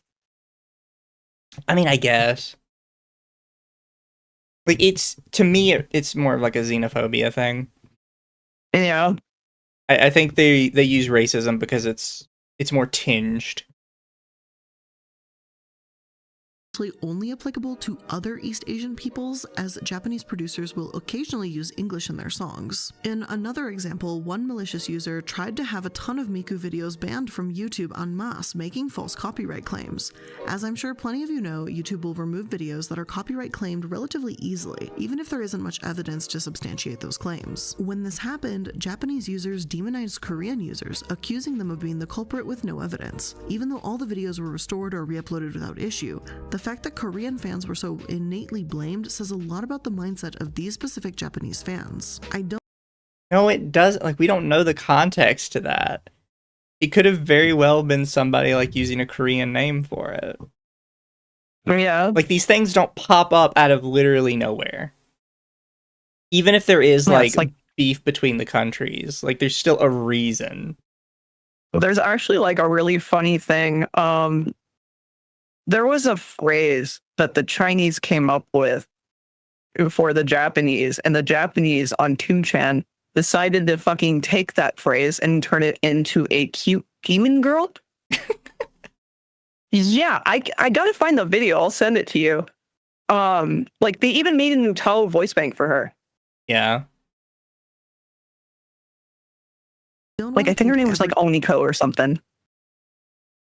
everyone with the same brush and say that all Japanese fans of Miku act this way, but it's been quite a few and quite consistent, and it's disappointing to say the least. Miku is for everyone. That's why she was created. You can be proud of and protect something your country has created without being cruel to international people that benefit from it. I would like to tell you that you were probably wrong about that. She's like, Miku is created for everyone. She was made by a Japanese guy who probably, by and large, has a lot of the same views as his countrymen, that Miku is, like, uniquely Japanese. I also find it ironic that they're using Senfon Sakura as the background when this song was, like, actually banned from both China and Korea. Yeah. In Project Beef. Yeah. I almost feel like her editor, like, knows. Like, he knows the script is shit or something. And he's like, yeah, let's kind of slide this in here. Miku is for everyone. Most Japanese Miku song ever. Yeah, no, literally. Generally speaking, despite these occasional controversies, the Vocaloid community was strong and flourishing during this golden age of Vocaloid during the early 2010s. Like, it's just so funny because this specific outfit of hers has the rising sun flag on one of the sleeves. Yeah, this song was like banned from I think it was just Korea and China for nationalism. That's it. Yeah. Wolf Spain for 2. When it's made for everyone, it's made for no one. To be fair, Senbon Sakura is best song. It is one of the better ones, yeah. Yeah. I actually found a fantastic spreadsheet from Reddit user Pomper1 that compiles every historically significant and popular Vocaloid song. It starts with the release of Miku in 2007 up until this list was posted in 2018. It's obviously not every single song, but the most defining songs that shaped the Vocaloid culture as a whole. Now, it's not to say that Miku isn't still incredibly popular now, the era isn't entirely over, but the novelty has worn off to some extent. The community of fans are still going strong, whether or not Vocaloid and Miku. Oh yeah, this was made during the drought. Now, Yeah, I don't know what she's talking about. That it's kind of dying off. So from like 2016 to like 2019, there was kind of like a little bit of a drought. Well, yeah, I mean, that's and gonna that's happen. why Hachi made Sand Planet. Yeah. But, like, she's still, like, selling out packed concerts. Like, just because there was no new content doesn't mean much. It was because a lot of the more established names were moving on to other ventures during that time period. Which is fair. Yeah. Now, last but definitely not least are the producers. After all, Miku is the star of the show, the singer, the figurine, and the face of Vocaloid. The producers truly do the work behind the scenes, though. One of these many, many producers was named Wowaka. He was one of the founders of Ballroom record label, founded in 2011. His songs were some of the most popular. The song Front and Back Lovers got over 700,000 plays when Miku was still new. In a 2007 interview, Wowaka said that he owed Miku for him getting into music. I heard the theme for the Miku anniversary compilation is gratitude, but personally, I made a song themed around love, Wowaka said. It's a bit embarrassing to say, but this is the first song I've ever made in my life themed around love. I never gave it a second of thought 10 years ago as I posted. Rest in peace, Wowaka. Is he dead? Yeah, so for the Vocaloid concerts, why do you think that one of the colors is white? Why do you think they always add a song of his to a concert? I hadn't really paid attention. Yep, it's literally as a tribute to him. Well, shit. I was unaware. I don't keep track of, like, who all dies. 2019? Not something that's, like, on my list, necessarily. It was really, really tragic. Songs, but no matter how you look at it, Hatsune Miku is the one who got me to start music. Miku is sort of like a mother figure to me. Yet, despite Wowaka's legacy as a talented Vocaloid producer, some have wondered if Wowaka actually did want more from the Vocaloid community. In 2011, Wowaka wrote the song Unhappy Refrain before taking a break from the community. Then, his song Unknown Mother Goose, released in 2017, was his last release before passing away from acute heart failure. In the English translation of the song, it reads, reads, "All the feelings people have ignored will now live on. As for you, tell me what you would want differently. Honestly, can you see me through the screen?" Some have They speculated included that in the last year's Miku Expo. Yeah. Also, thank you for the raid, Mama Ako. It's much appreciated. I think I'd have to like listen to the song and like sit down and hear it, because a lot of times the music is, it's either a mix of something the artist specifically is going through, or is like their perspective on like Miku is like a character, I guess. And it's hard to like always pin down like a specific meaning behind some of the songs. Yeah. Because like I don't know what she would mean, like he wanted Miku to be something more, like what? Wowoka wanted people to see him as a musician, not just Miku. This too has been a consistent problem within the community. In May of this year, users have posted suggesting that they make a rule that producers should be credited. You can't say a song is by Hatsune Miku, for example, as obviously she didn't make it. Without a doubt, this is a labor of love for these producers. They pay for the software, write these lyrics, this melody, this entire song without any payment, and they only make money if the music does well. The least they deserve is credit. Though some might see it as Hatsune Miku's latest song, it truly isn't. Many famous artists like Ariana Grande, 21 Pilots, and One Republic don't always write their own music. However, the songwriters they hire will be paid, at least I sure hope they will, so these Miku producers have no idea if they'll actually even get money for the time and effort they put into these pieces. It's not hard to see why, then, this could be a point of contention if the bare minimum crediting wasn't or isn't happening. I guess all that I can say is that if you do like a song Miku sings, take an extra minute to Google the producer. Maybe give them a follow on Twitter, buy their album, or tell them thanks for their hard work. More than ever, this truly is a labor of love, and I'm sure they'd appreciate it. Miku has inspired music. She's had commercial success, and she's inspired virtual personalities as a whole. One Medium article writes, "With the advancement of computer vision technologies, a new group of virtual characters is emerging to push the boundaries even further than those that Hatsune Miku has established. These new digital characters can talk, move, walk around, and, unlike Hatsune Miku, even interact live with other performers. They are called virtual YouTubers or VTubers, as their live videos are mainly published on YouTube, at least so far, and they are much like other human YouTube hosts or personalities, just digital. Kizuna Ai, a pioneer in this field, started to appear on YouTube in December 2016. It's not a coincidence that it was around this time when high-end VR headsets were beginning to be delivered into the hands of consumers, as these virtual characters need motion and facial capture devices to livestream their performances. Again, this isn't to say that VTubers wouldn't exist without Miku, but I would argue that her era absolutely inspired them, EDM music, and multiple facets of the entertainment industry. And hey, whether you love or hate Miku, that's up to you. I never realized what a collaborative community was even behind Miku, and I think it's fascinating how one true voice can bring so many together. But with that being said, I do think she's a bit wrong when she calls it a collaborative community. It is, it's like a bunch of little islands, and everybody's kind of on their own island. And they have like a big TV screen on top of their island. It's like, hey, look what I made. Not really collaborative necessarily. Yeah. I'd also say, like, I sort of get it sometimes when the producers are like, they want credit, but at the same time, you're using proprietary software to like make your music and your songs and whatnot. It's obviously it's going to kind of be credited to Miku. I don't get how you can talk about Kryptonloids, but also not bring up Luca, because she was like the first ever one to speak both Japanese and English. I think whoever was writing the script thought Luca was some creepy fetish stuff, because they put Magnet right next to Fatsune Miku, and that was the only mention of Luca. And it was specifically in the context of Magnet being a song about a same-sex relationship.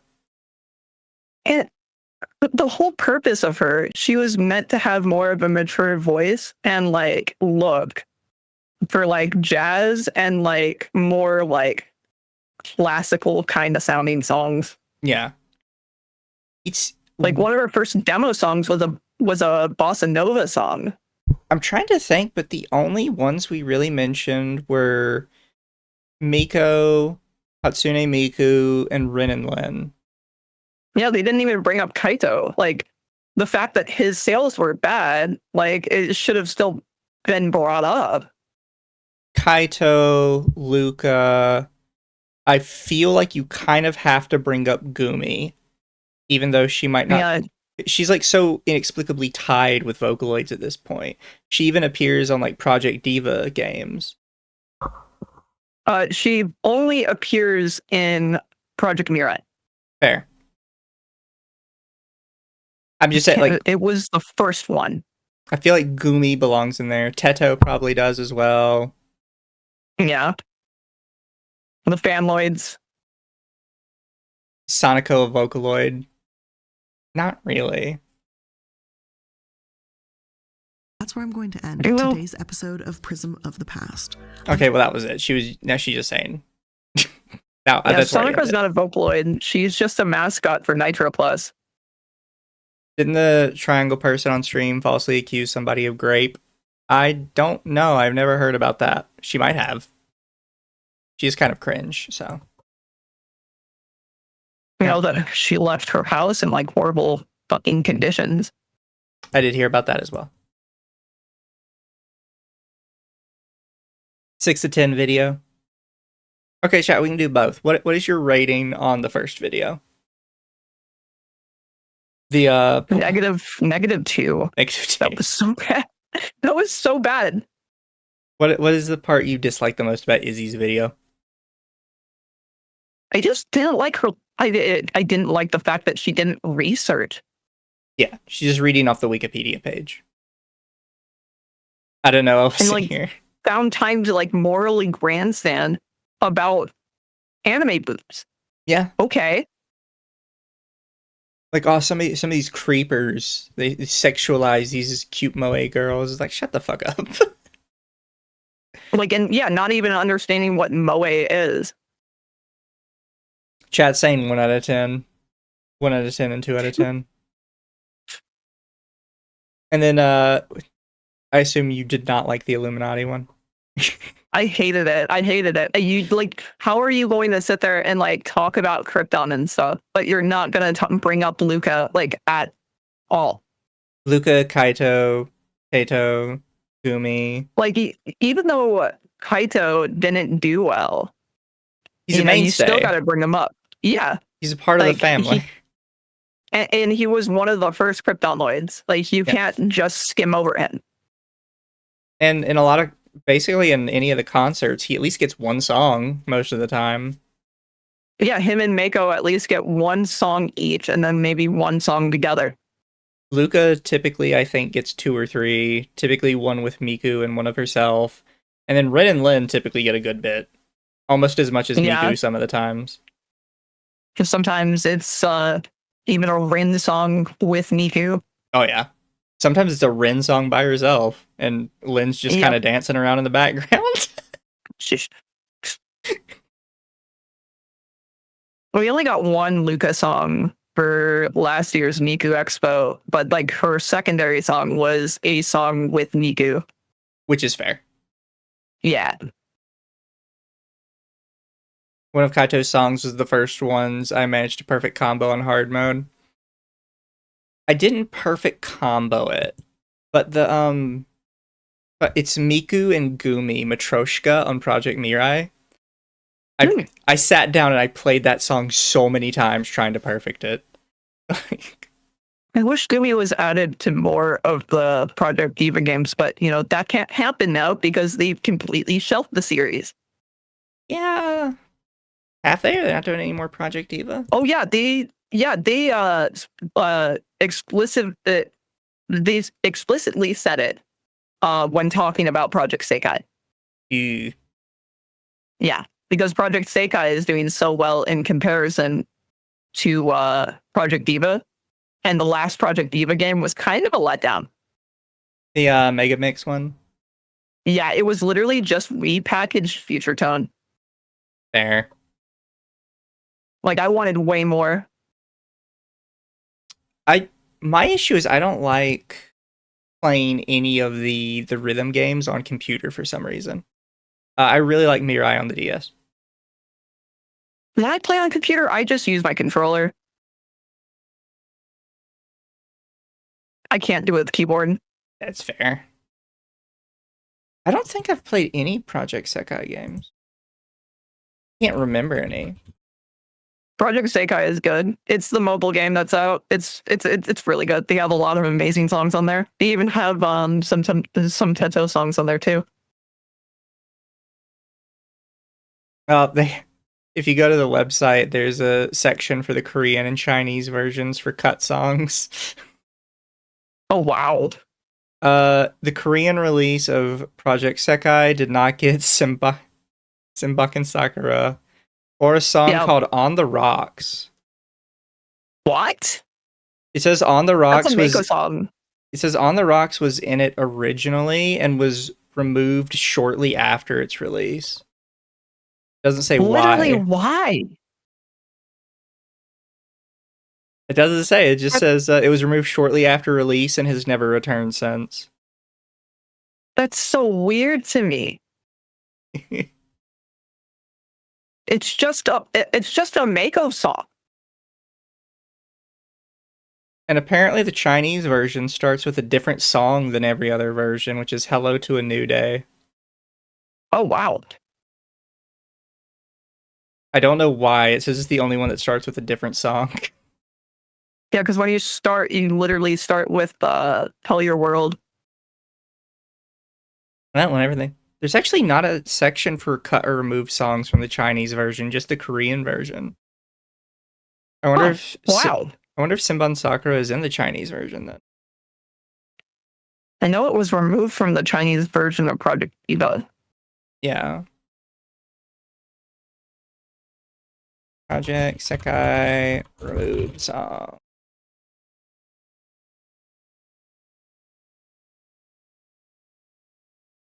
Ta-da.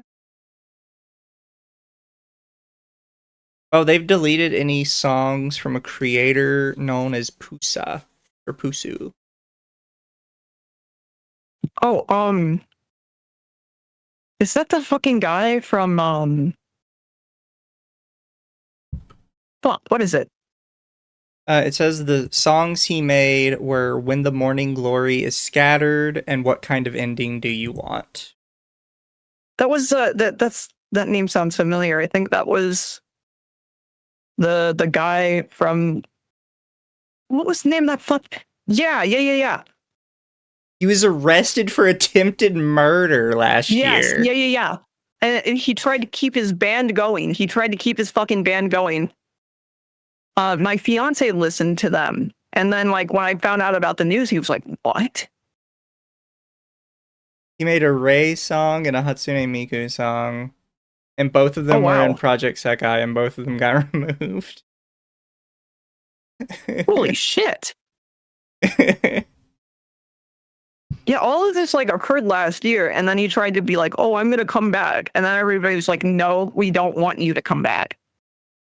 Somebody said he was a child predator. All I see well, actually, yeah, no, he would be, because it says attempted murder of teenage girlfriend.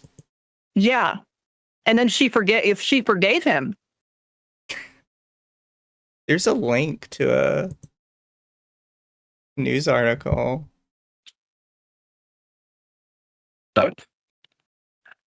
Oh, do I not have access to it?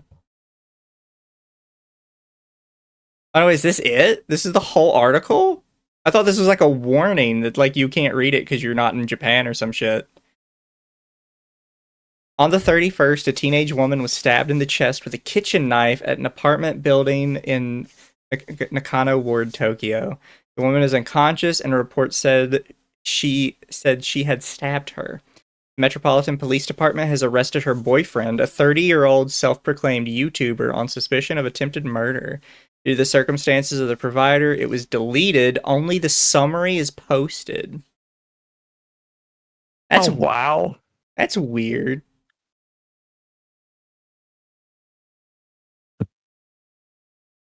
Yeah, well, Something about band. I can't remember the name of their band.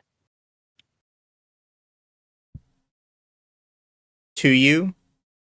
To you, thank you. It says, Vocaloid producer and 2U guitarist Pusu was arrested on suspicion of attempted murder. Was not indicted due to insanity. Yep, and his victim forgave him. In a post on X, Pusu explained that he suffered from idiopathic dystonia, an acute transient psychotic disorder. The incident occurred when he was hit by an extreme auditory hallucinations and delusions of persecution. Holy shit.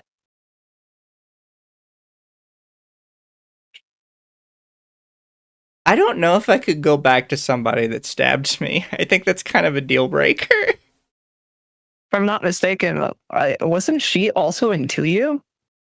It might be.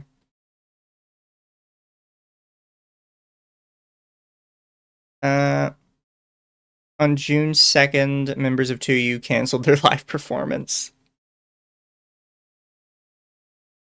They disbanded after his arrest. Yeah, and then he tried to like keep everything together, and everybody was like, no, delete everything. Yeah. Respect the other people's wishes and leave.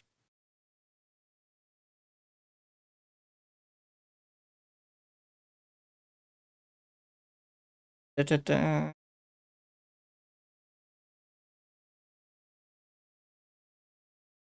Well, it looks like as of October of last year, he did not get indicted because of insanity. So, I guess, yeah. Yeah, I remember hearing about the news like all over Twitter and shit. I was like, wow, what the fuck? This is crazy.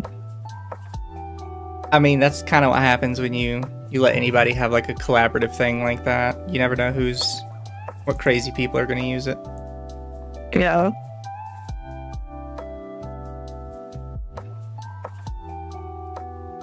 But I think we had a good little coverage tonight. Thank you for dropping by. This was fun. We'll have to do it some other time with other stuff we hate. Hell yeah. It's just all these people always want to, like, they want all the clout for covering and quote unquote researching these topics, and then they don't know anything about it. Just do a crap job researching it. Exactly. You don't actually know, like, what it's about. You're not a part of the community. You just want to make some money off of it, and it's kind of annoying. Yeah. Sealdorn, awesome stream. Thank you.